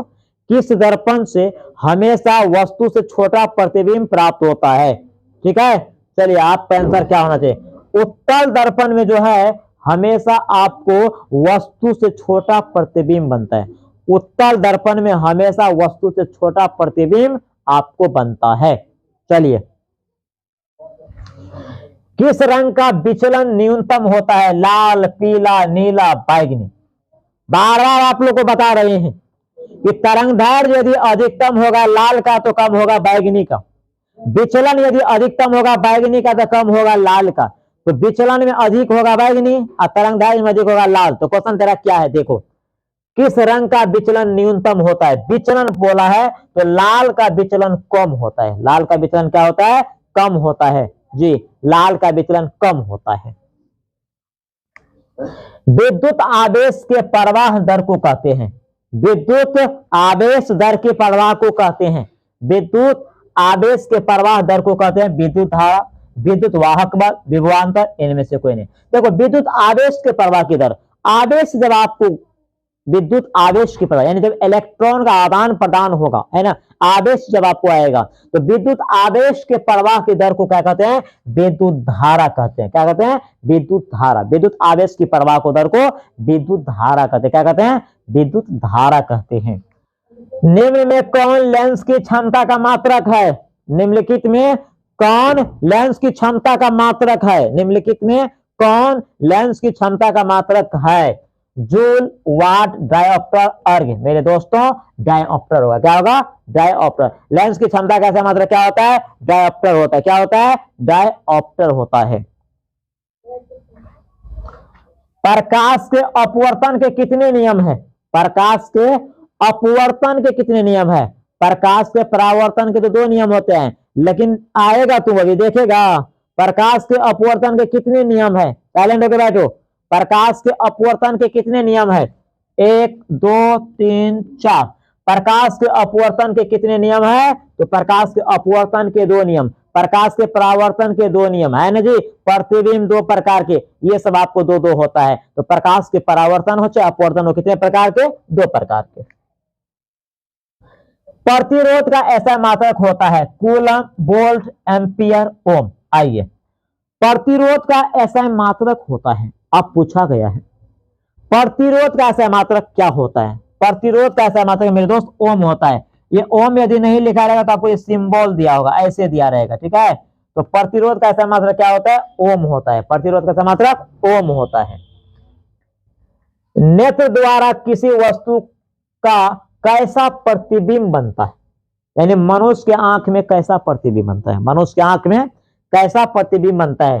वास्तविक, उल्टा तथा बड़ा, काल्पनिक, सीधा तथा बड़ा, काल्पनिक, उल्टा तथा बड़ा, वास्तविक, उल्टा तथा छोटा। तो मनुष्य के आंख में जो प्रतिबिंब बनता है वह वास्तविक होता है, उल्टा होता है और वस्तु से छोटा होता है। ठीक है मेरे दोस्त, स्वाभाविक है कि वास्तविक प्रतिबिंब का प्रकृति उल्टा होता है। तो वास्तविक प्रतिबिंब, मनुष्य की आंख में प्रतिबिंब जो बनता है वो वास्तविक होता है, उल्टा होता है और वस्तु से छोटा होता है। तो ऑप्शन नंबर आप डी में देखिए ऐसा दिया गया है, ऑप्शन नंबर डी। निम्न में से कौन लेंस का आवर्धन होता है? u by v by u plus v, u into v। सबसे पहले ये दोनों तो नहीं होगा, आप ए और बी में चर्चा कीजिए, ए और बी में चर्चा कीजिए। लेंस के आवर्धन बराबर क्या होता है? लेंस के आवर्धन, अभी आवर्धन क्या होता है मेरे दिल के गुलाबों, मेरे दिल की धड़कनों, मेरे दोस्तों, मेरे अजीज साथियों, मेरे प्यारे प्यारे मेरे प्यारे बच्चों, ये आवर्धन क्या होता है? प्रतिबिंब की ऊंचाई और वस्तु की ऊंचाई है जी। प्रतिबिंब की ऊंचाई और वस्तु की ऊंचाई के अनुपात को क्या कहा जाता है? आवर्धन, जिसको मैग्नीट्यूड यानी एम से दर्शाया जाता है। तो यहां पर निम्न में से कौन लेंस का आवर्धन होता है? यानी v by u, v by u, lens की आवर्धन होता है v बाय यू। निम्नलिखित में से कौन विद्युत का सबसे अच्छा चालक है? अब ये चालक क्या होता है? जिन वस्तु से करंट पास होता है उसको चालक कहते हैं, और जिनसे नहीं पास हो उसको कुचालक कहते हैं, चालक को ही सुचालक कहते हैं। तो सबसे अच्छा चालक क्या होता है? चांदी, लोहा, नाइक्रोम, रबर। आप लोग बताइए, इसका जवाब आप लोग सिलेंगे कि सबसे अच्छा यानी सर्वोत्तम जो होता है विद्युत का सुचालक क्या होता है। आपका क्वेश्चन का लैंग्वेज है कि कौन विद्युत का सबसे अच्छा चालक है, तो आपका ऑप्शन नंबर ए यानी चांदी जो होता है ना, इनसे बहुत फास्ट में करंट पास होता है, चांदी से। ठीक है, आओ एक नए क्वेश्चन की ओर। विद्युत धारा के चुंबकीय प्रभाव का खोज किसने किया था? Faraday, Oersted, ampere, bore. तो विद्युत धारा के चुंबकीय प्रभाव का खोज किसने किया था?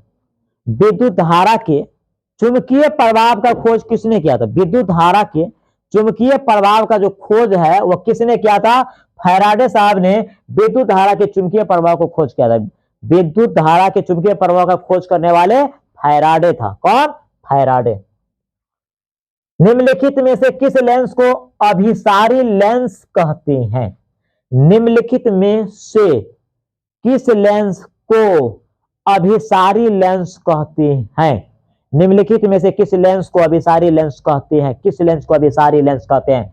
उत्तल लेंस, अवतल लेंस, दोनों, बाइफोकल। देखो, उत्तल लेंस को अभिसारी लेंस कहते हैं, अवतल को अपसारी कहते हैं और बाइफोकल को द्विफोक्सी कहते हैं। तो आपका क्वेश्चन है अभिसारी लेंस किसे कहते हैं? तो उत्तल लेंस को अभिसारी लेंस कहते हैं। किसको? किसको? उत्तल लेंस को अभिसारी लेंस कहते हैं। किसी गोलीय दर्पण तथा किसी पतले गोलीय लेंस दोनों की फोकस दूरियां -15 सेंटीमीटर है। दर्पण तथा लेंस संभवतः है। अब देखो, एगो दर्पण है, एगो लेंस है, और दोनों का जो है फोकस दूरी माइनस में दिया है। ये दोनों क्या होगा? यानी लेंस भी और दर्पण भी। तो मेरे दोस्त, अवतल लेंस और अवतल दर्पण का फोकस दूरी या वक्रता त्रिज्या क्या होता है? माइनस में होता है। तो दोनों क्या होगा? दर्पण अवतल, लेंस उत्तल। दर्पण उत्तल, लेंस अवतल, दोनों अवतल, दोनों उत्तल। मेरे दोस्त, दोनों अवतल होगा, लेंस भी अवतल और दर्पण भी अवतल, क्योंकि दोनों का चिन्ह माइनस है, प्लस होगा तो उत्तल हो जाएगा। ठीक है, चलो आगे वाले क्वेश्चन को देखोगे। तरंगदैर्घ्य को सामान्यतः व्यक्त किया जाता है। तरंगदैर्घ्य को किस रूप में व्यक्त किया जाता है?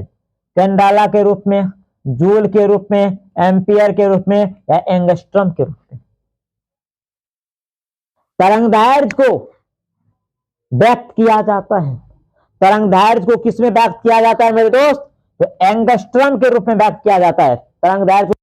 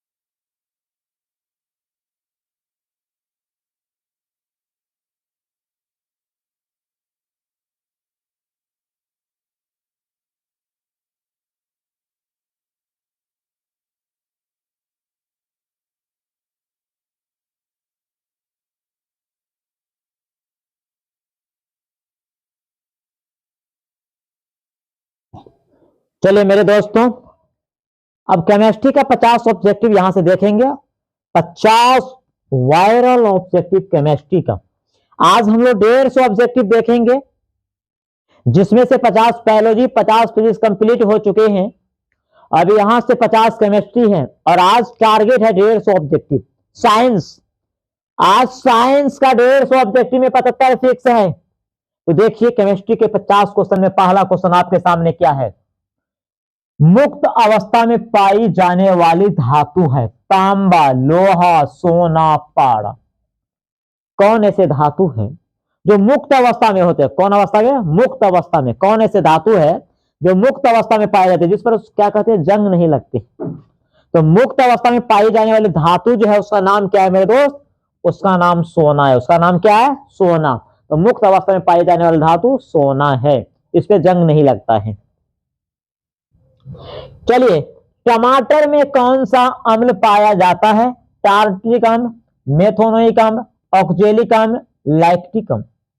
टमाटर में कौन सा अम्ल पाया जाता है? टमाटर में मेरे दोस्त, टमाटर में कौन सा अम्ल पाया जाता है? अब आप लोग बताइए। 150 ऑब्जेक्टिव में आज हम लोग 50-50 यानी फिजिक्स बायोलॉजी कंप्लीट कर चुके हैं। अब हम लोग केमिस्ट्री में हाथ लगा दिए। फिजिक्स बायोलॉजी कंप्लीट अब केमिस्ट्री में है। और केमिस्ट्री में दूसरा क्वेश्चन आपका यह है कि टमाटर में कौन सा अम्ल होता है? टमाटर में ऑक्जेलिक अम्ल होता है। कौन सा अम्ल होता है? ऑक्जेलिक। इमली में टार्टिक अम्ल होता है, चाय में टाइनिक अम्ल होता है, दूध में लैक्टिक अम्ल होता है, सेब में माइलिक अम्ल होता है। इस तरह से आपको क्वेश्चन यहां से एक फिक्स है। ठीक है, चलो एक क्वेश्चन और। दूध से दही बनना कैसा परिवर्तन है? भौतिक, रासायनिक, दोनों, इनमें से कोई नहीं। दूध से दही बनना, देखिए जब नए पदार्थ का निर्माण होता है, पुनः अपने अवस्था में नहीं जाता है तो रासायनिक परिवर्तन, और पुनः अपने अवस्था में चला जाता है तो भौतिक परिवर्तन। दूध से जब दही बन जाएगा तो दही से दूध तो नहीं बनेगा। तो दूध से दही बनना कैसा परिवर्तन मेरे दोस्त? रासायनिक परिवर्तन। दूध से दही बनना कौन सा परिवर्तन हो गया? रासायनिक परिवर्तन हो गया। अब एक क्वेश्चन और है, प्लास्टर ऑफ पेरिस का रासायनिक सूत्र क्या है? प्लास्टर ऑफ पेरिस का CaSO4 2H2, CaSO4, CaSO4 half H2O, इनमें से कोई नहीं। अब बताओ कि प्लास्टर ऑफ पेरिस, क्वेश्चन आपका है कि प्लास्टर ऑफ पेरिस का रासायनिक सूत्र क्या होता है? CaSO4 हाफ H2O, इसलिए option number C, CaSO4 half H2O, CaSO4 half H2O, ये जो आपका है ये प्लास्टर ऑफ पेरिस का रासायनिक सूत्र है। चौथा नंबर क्वेश्चन कहता है कि कोई विलयन नीले लिटमस पत्र को लाल कर देता है, इसका पीएच संभवतः होगा 5, 7, 8, 9, 8 और 10 है आपका ऑप्शन। तो कोई विलयन नीले लिटमस पत्र को लाल कर देता है, कहते हैं कि कोई विलयन है जो नीले लिटमस पत्र को लाल कर देता है, तो इसका पीएच क्या होगा? सही से इसका आंसर जवाब दीजिए। 5 नंबर क्वेश्चन आपका क्या कहता है? केमिस्ट्री चल रहा है। क्या चल रहा है मेरे दोस्त? केमिस्ट्री चल रहा है ना। तो कहते हैं कोई विलयन नीले लिटमस पत्र को लाल कर देता है तो उसका पीएच क्या होगा? अब देखो, क्षार और अम्ल होता है। अम्ल जो होता है नीले लिटमस पत्र को लाल करता है। अम्ल जो है, अम्ल नीले लिटमस पत्र को लाल करता है और अम्ल का पीएच मान 7 से कम होता है। 7 से क्या होता है? कम। तो ऑप्शन में देखो 7 से कम है, आपको ऑप्शन नंबर ए होगा। कोई विलयन नीले लिटमस पत्र को लाल कर देता है, क्योंकि अम्ल जो है नीले लिटमस पत्र को लाल करता है और अम्ल का पीएच मान 7 से कम होता है, इसीलिए ऑप्शन नंबर बी यानी ऑप्शन नंबर ए यानी आपको 5 होगा। ठीक है, क्योंकि अम्ल का पीएच मान 7 से कम होता है। कितना बेहतरीन से क्वेश्चन घुमाया है। तिर्यक नियम का प्रतिपादन किस वैज्ञानिक ने किया था? मेंडलीफ ने, लोथर मेयर ने, डोबनेरर ने, न्यूलैंड्स ने। तिर्यक नियम का प्रतिपादन किस वैज्ञानिक ने किया? कहते हैं कि तिर्यक नियम का प्रतिपादन किस वैज्ञानिक, यानी तिर्यक नियम किसने दिया? तिर्यक नियम जो है डोबरेनर साहब ने दिया था। तिर्यक नियम जो है कौन दिया था? डोबरेनर साहब ने तिर्यक नियम को दिया था, इसलिए कहते हैं तिर्यक नियम का प्रतिपादन किसने किया? डोबरेनर साहब ने। यूरो 2 का संबंध है वायु प्रदूषण से, मृदा प्रदूषण, जल प्रदूषण, इनमें से कोई नहीं। यूरो 2 का संबंध, यूरो 2 का जो संबंध है ये किससे होता है? यूरो 2 का जो संबंध होता है मेरे दोस्त वो किससे होता है? वायु प्रदूषण से होता है। यूरो 2 का संबंध वायु प्रदूषण से होता है। यूरो 2 का संबंध वायु प्रदूषण से होता है। जिप्सम का रासायनिक सूत्र क्या है? CaSO4 2H2, CaSO4 half H2, 2H2O, इनमें से कोई नहीं। तो जिप्सम का रासायनिक सूत्र क्या होता है या आणविक सूत्र क्या होता है? जिप्सम का क्या पूछा गया? जिप्सम को जब गर्म किया जाता है तो प्लास्टर ऑफ पेरिस बनता है। लेकिन यहां पर आपको पूछा है जिप्सम का रासायनिक सूत्र क्या होता है? तो जिप्सम का जो रासायनिक सूत्र होता है वह होता है CaSO4 2H2O, 2H2O, ये जिप्सम का रासायनिक सूत्र होता है। निम्न में किस धातु को केरोसिन में डुबाकर रखते हैं? कहते हैं कि किस धातु को केरोसिन में डुबाकर रखा जाता है? किस धातु को केरोसिन में डुबाकर रखा जाता है? सोडियम को या मैग्नीशियम को या टंगस्टन को या पारा को? मेरे दोस्त आपका जो क्वेश्चन नंबर 9 है वह है कि सोडियम कहते हैं केरोसिन में किसको डुबाकर रखा जाता है? केरोसिन में। तो सोडियम को जो है ना केरोसिन तेल में डुबाकर रखा जाता है। केरोसिन में किसको रखा जाता है? सोडियम को। किसको? सोडियम को। एल्कीन का समान सूत्र होता है एल्कीन CnH2n, CnH2n-2, CnH2n+2। एगो एल्कीन होता है, एगो एल्काइन होता है, एगो एल्केन होता है। ठीक है। अब यहां पर आपको पूछता है कि एल्कीन का क्या होता है? एल्कीन का समान सूत्र क्या होता है मेरे दोस्त? एल्कीन का समान सूत्र CnH2n होता है। CnH2n होता है। एल्कीन का समान सूत्र क्या होता है? CnH2n होता है। एल्कीन का समान सूत्र CnH2n। प्रयोगशाला में संश्लेषित पहला कार्बनिक यौगिक कौन सा है? प्रयोगशाला में संश्लेषित पहला कार्बनिक यौगिक कौन सा है? प्रयोगशाला में जो यौगिक बना है पहला सर्वप्रथम उस यौगिक का नाम क्या है मेरे दोस्त? मीथेन, यूरिया, एथेनॉल, सिरका। बताइए इसमें से कौन ऐसा यौगिक है जो प्रयोगशाला में पहले बना था? कौन ऐसा यौगिक? तो प्रयोगशाला में सबसे पहले संश्लेषित जो यौगिक है उसका नाम यूरिया है। क्या है उसका नाम? आपको यूरिया है। उसका नाम क्या है मेरे दोस्तों? उसका नाम यूरिया है। और हम अभी क्या देख रहे हैं? अपने लोग क्या देख रहे हैं मेरे दोस्त? किस सब्जेक्ट के ऑब्जेक्टिव को अभी हम लोग रिवाइज कर रहे हैं? अभी हम लोग केमिस्ट्री रसायन शास्त्र के ऑब्जेक्टिव को देख रहे हैं। इससे पहले जितने भी ऑब्जेक्टिव देखे वह था फर्स्ट पार्ट में बायोलॉजी था, दूसरा पार्ट में हम लोग फिजिक्स को देखें और ये तीसरा पार्ट है आपको केमिस्ट्री। यदि एक एपिसोड यदि और हम लेकर आगे 150 का तब तो साइंस का ओल झोली खत्म हो जाएगा एग्जाम के दृष्टिकोण से। चलिए एक क्वेश्चन और देखते हैं आगे की ओर। संगमरमर का रासायनिक सूत्र है CaOH CaCaCaCO3। संगमरमर का रासायनिक सूत्र किसका? संगमरमर, जिसको चूना पत्थर भी कहते हैं। संगमरमर का रासायनिक सूत्र क्या होता है? संगमरमर का रासायनिक सूत्र यहां पर ऑप्शन में जो आपको दिया है CaCO3। CaCO3 किसका सूत्र होता है? संगमरमर का। किसका होता है? संगमरमर का। CaCO3 ये संगमरमर का सूत्र होता है। किसी रासायनिक अभिक्रिया में भाग लेने वाले पदार्थ कहलाते हैं। अब क्वेश्चन पे ध्यान दो। किसी रासायनिक अभिक्रिया में भाग लेने वाले पदार्थ क्या कहलाते हैं? ऑक्सीकरण, अवकारक, अभिकारक, प्रतिफल। देखो किसी रासायनिक अभिक्रिया में जो पदार्थ भाग लेते हैं उसको अभिकारक कहते हैं और जो नया बनता है उसको प्रतिफल कहते हैं। जैसे H2 है प्लस O2 से रिएक्शन करेगा तो आपको बनेगा H2O। तो ये आपका हो गया अभिकारक और ये हो गया प्रतिफल। तो क्वेश्चन आपका क्या है कि रासायनिक अभिक्रिया में भाग लेने वाले पदार्थ को क्या कहते हैं? तो जो भाग लेता है उसको अभिकारक कहते हैं। जो भाग लेता है उसको क्या कहते हैं? उसको अभिकारक कहते हैं। निम्नलिखित में कौन सा पदार्थ बिना ज्वाला के जलता है? मोमबत्ती, केरोसिन, कोयला, मीथेन गैस।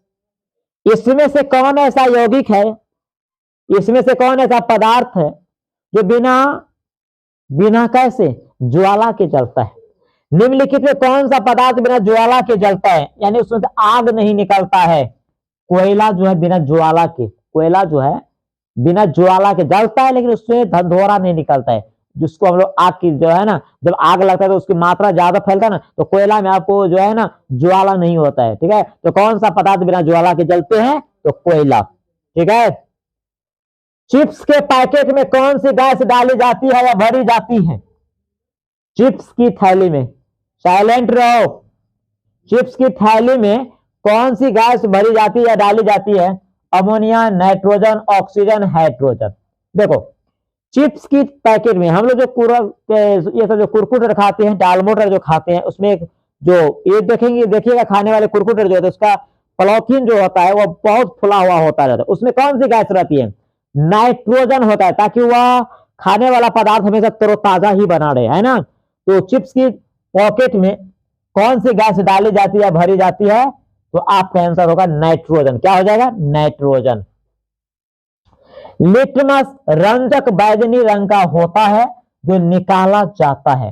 लिटमस रंजक जो होता है, लिटमस रंजक जो होता है वो बैगनी रंग का होता है, और वो कहां से निकाला जाता है मेरे दोस्त? कहां से? लाइकेन से, गुलाब के पौधे से, मेहंदी के पौधे से, या घास के पौधे से। यानी लाइकेन के पौधे से।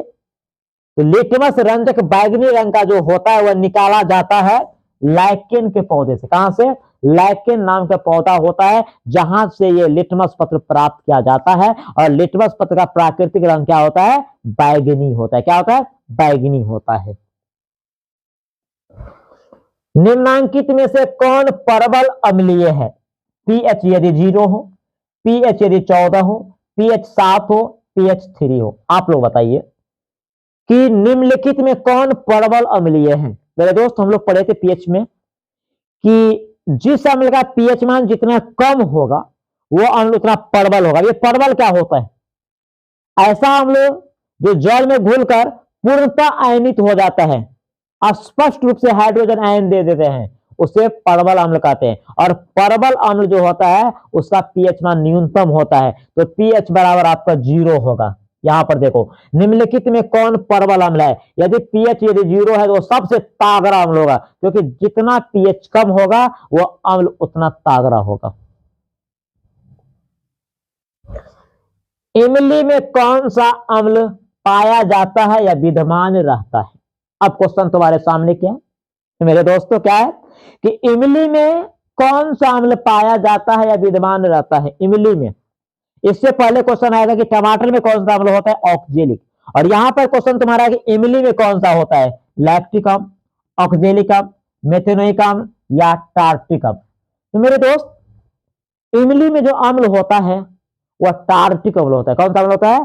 टार्टिक अम्ल। इमली में कौन सा अम्ल होता है? टार्टरिक अम्ल। टार्टरिक अम्ल होता है। Option number A. किसी उदासीन विलयन का पीएच मान है 2, 9, 7, 11।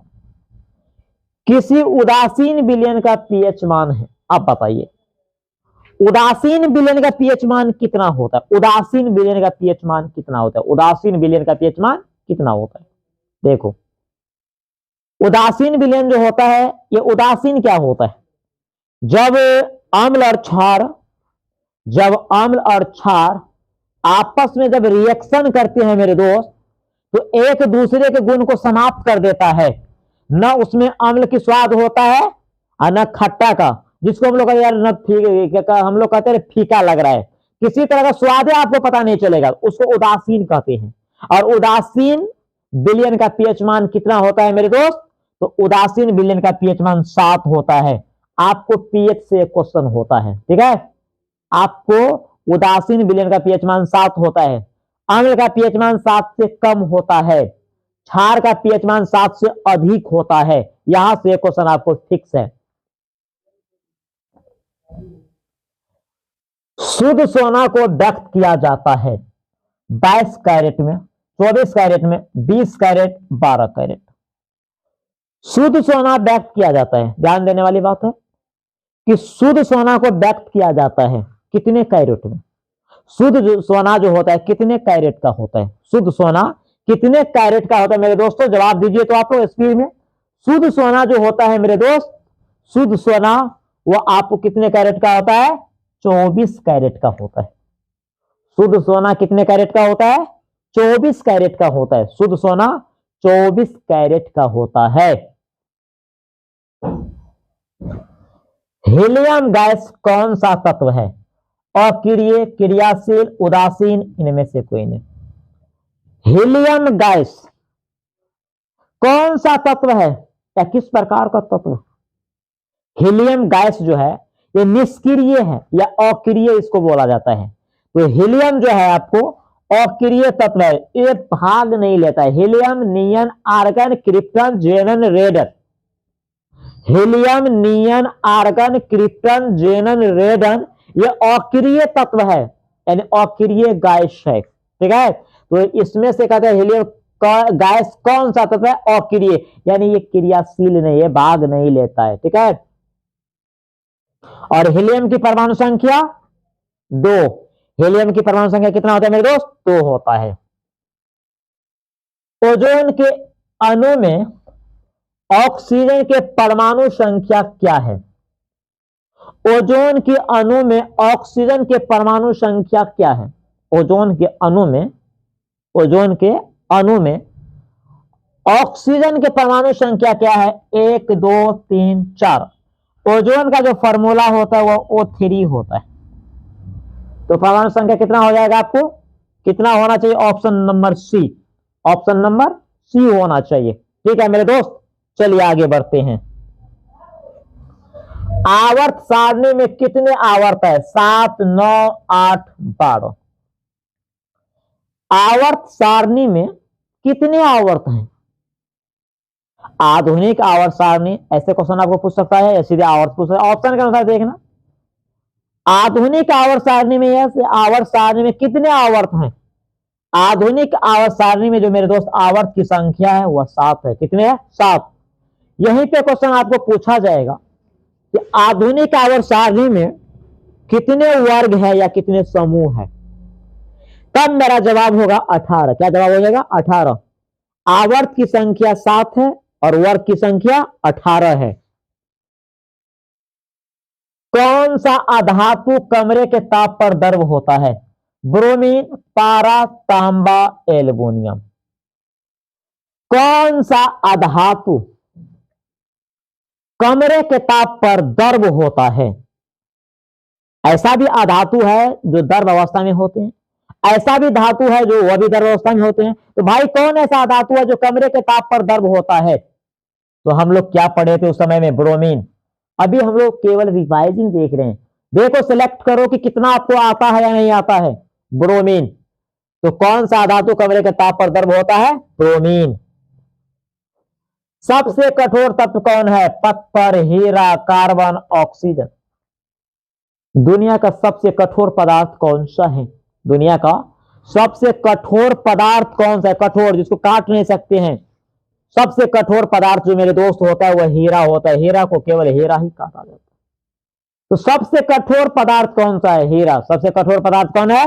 हीरा है। आधुनिक आवर्त सारणी में तत्वों में वर्गीकरण का आधार है। ये आधुनिक आवर्त सारणी जो है, मेंडलीव को छोड़कर जो है आधुनिक आवर्त सारणी, ये आपको क्वेश्चन के अनुसार लैंग्वेज क्या है कि आधुनिक आवर्त सारणी में तत्वों में वर्गीकरण का आधार क्या है?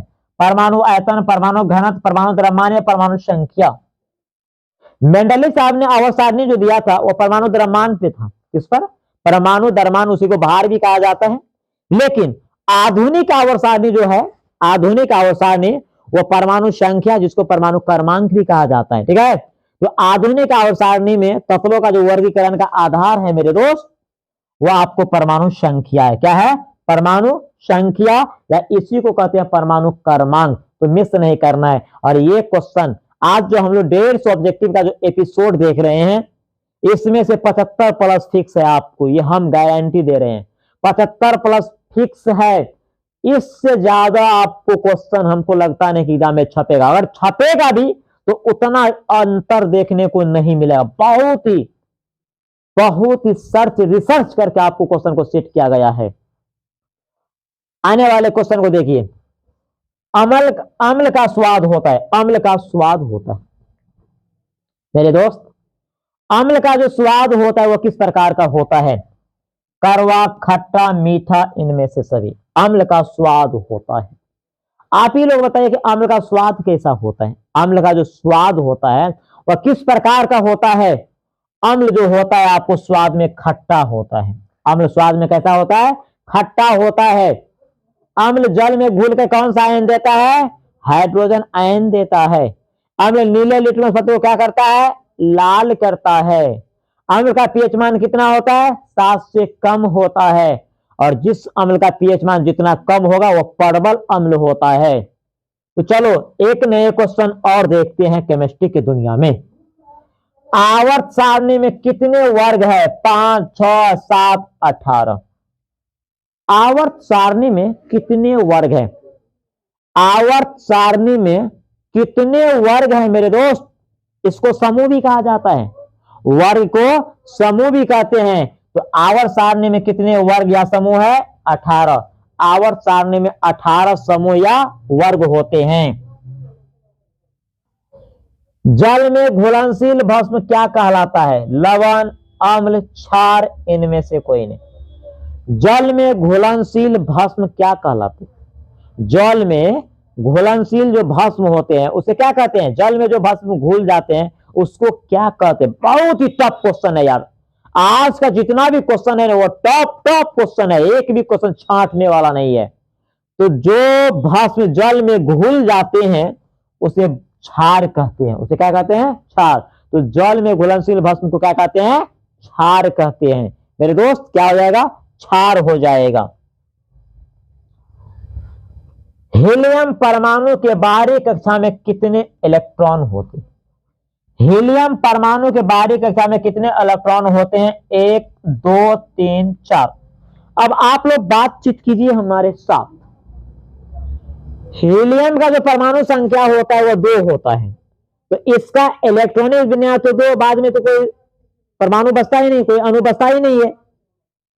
तो हीलियम का परमाणु संख्या जो 2 होता है तो इसका तो बाहरी कक्षा में इलेक्ट्रॉन 2 ही है। तो हीलियम परमाणु के बाहरी कक्षा में कितने इलेक्ट्रॉन होंगे? आपको ऑप्शन नंबर बी यानी 2। और मेरे दोस्त बताइए आप लोग, क्या क्वेश्चन आपको समझ में आता है या नहीं आता है?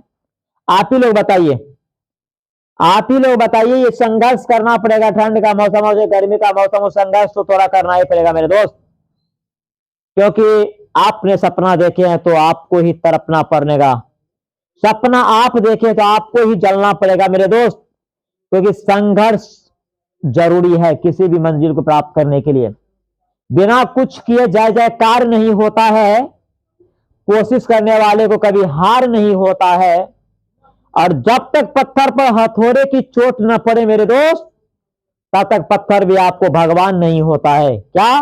भगवान नहीं होता है। तो आप लोग चलो एक क्वेश्चन और देखना है। आधुनिक आवर्त सारणी में तत्वों में वर्गीकरण का आधार है। आधुनिक आवर्त सारणी में ये क्वेश्चन आपको दोबारा आया है। आधुनिक आवर्त सारणी में जो है तत्वों में वर्गीकरण का जो आधार है मेरे दोस्तों वो परमाणु संख्या है। आधुनिक आवर्त सारणी में जो है आपको ये जो आपका वर्गीकरण का आधार था तत्व का वो क्या है? आपको परमाणु संख्या या परमाणु क्रमांक। आवर्त सारणी के प्रथम वर्ग के सदस्य है अम्लीय धातु, क्षारीय धातु, अक्रिय गैस या मिश्र धातु। आवर्त सारणी के प्रथम वर्ग के सदस्य है। आवर्त सारणी के क्या बोला गया क्वेश्चन? आवर्त सारणी के प्रथम वर्ग के सदस्य है। तो आवर्त सारणी के प्रथम वर्ग के जो सदस्य होते हैं उसे क्षारीय धातु कहते हैं। उसको क्या कहा जाता है? उसको क्षारीय धातु कहा जाता है। आवर्त सारणी के प्रथम वर्ग के सदस्य को कौन सा धातु कहा जाता है? क्षारीय धातु।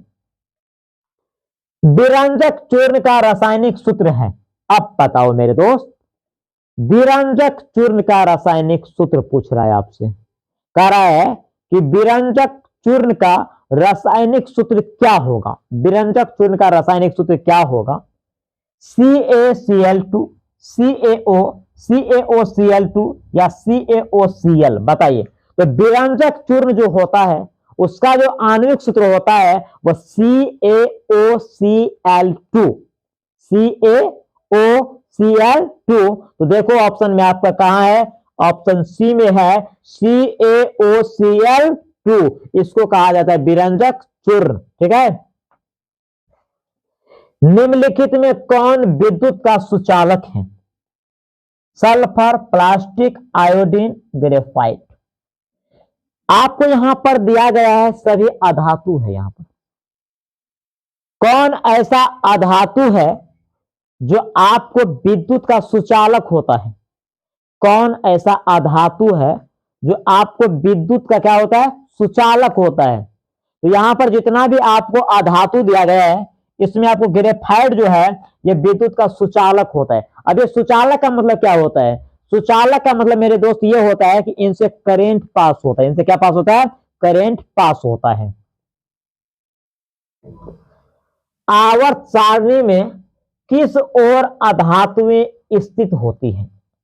आवर्त सारणी में किस ओर अधातुएं स्थित होती हैं? आपका जो नया क्वेश्चन है कि आवर्त सारणी में किस ओर अधातुएं स्थित है, दाएं ओर या बाएं ओर या मध्य में या किसी भी ओर। तो मेरे दोस्त ये अधातु को मांग रहा है। क्या पूछ रहा है? अधातु।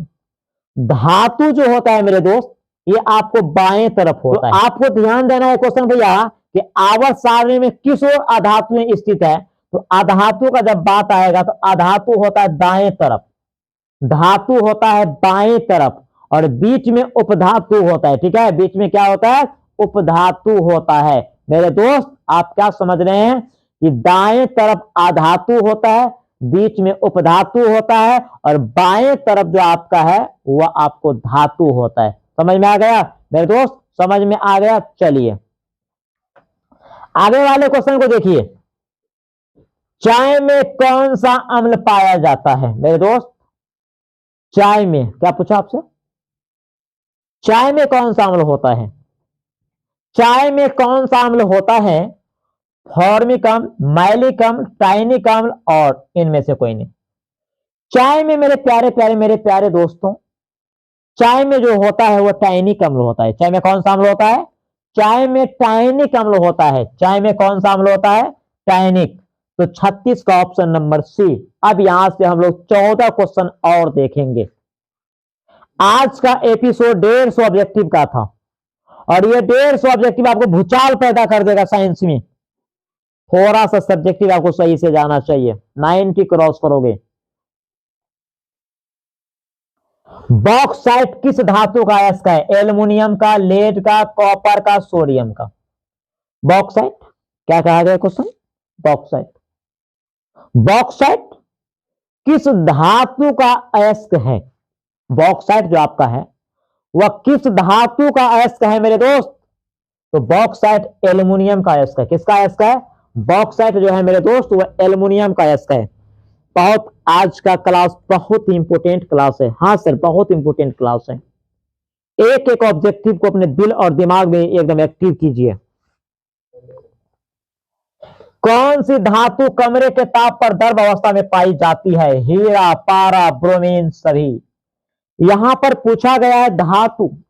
यदि अधातु होता तो ब्रोमीन होता, लेकिन यहां पर पूछा है कि कौन ऐसा धातु है जो कमरे के ताप पर भी द्रव होता है। यानी धातु कौन ऐसा है जो द्रव अवस्था में होती है? धातु।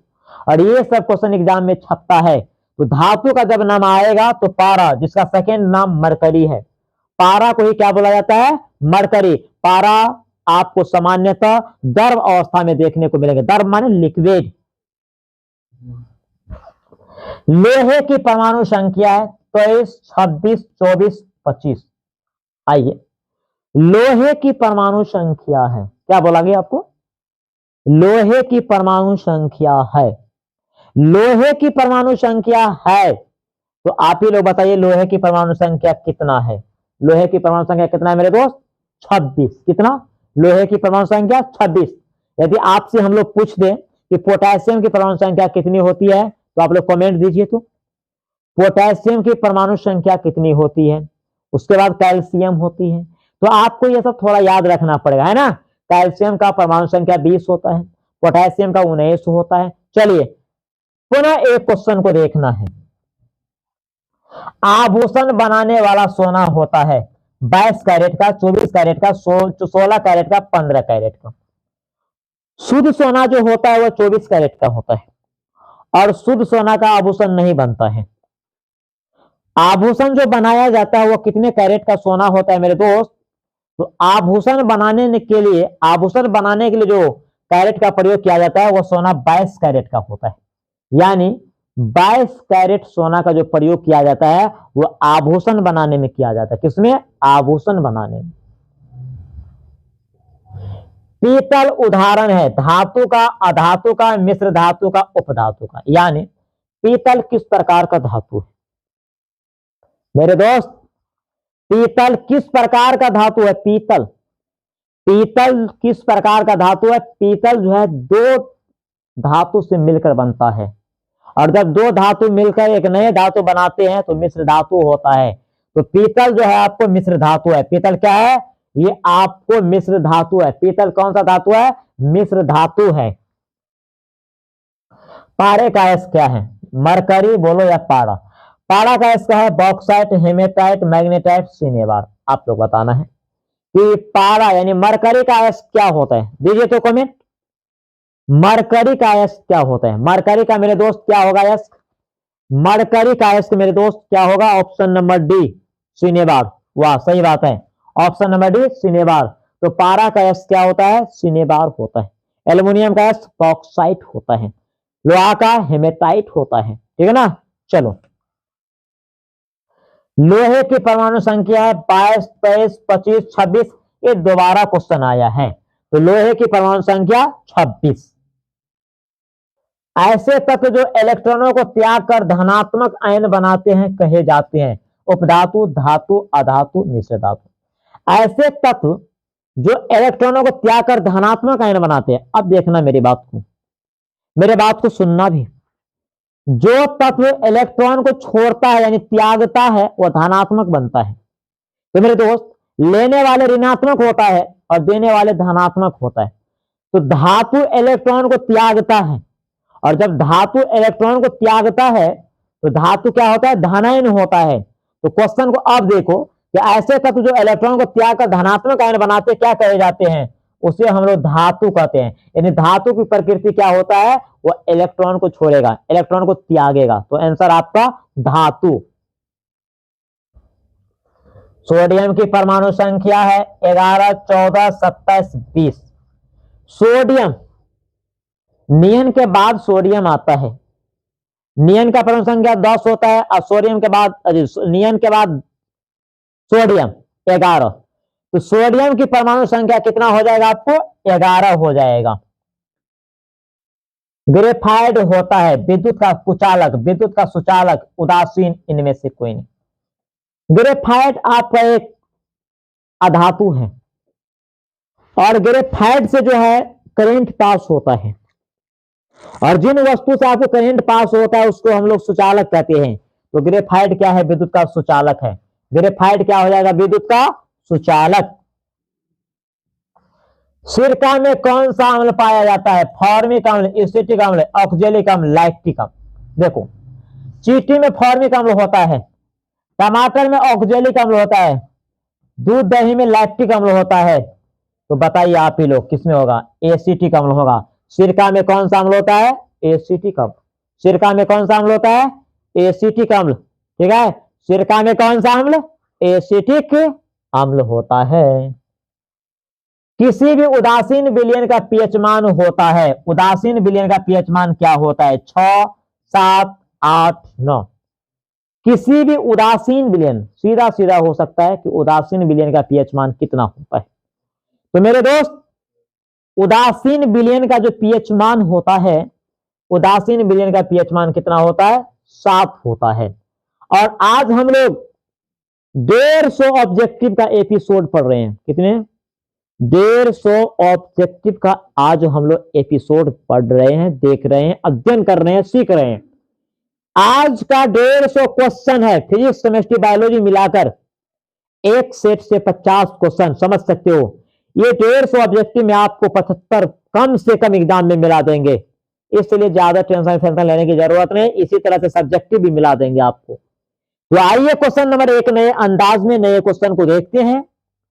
टूथपेस्ट कैसा होता है? अम्लीय, क्षारीय, उदासीन, जिसको हम लोग कोलगेट कहते हैं। टूथपेस्ट किस प्रकृति का होता है?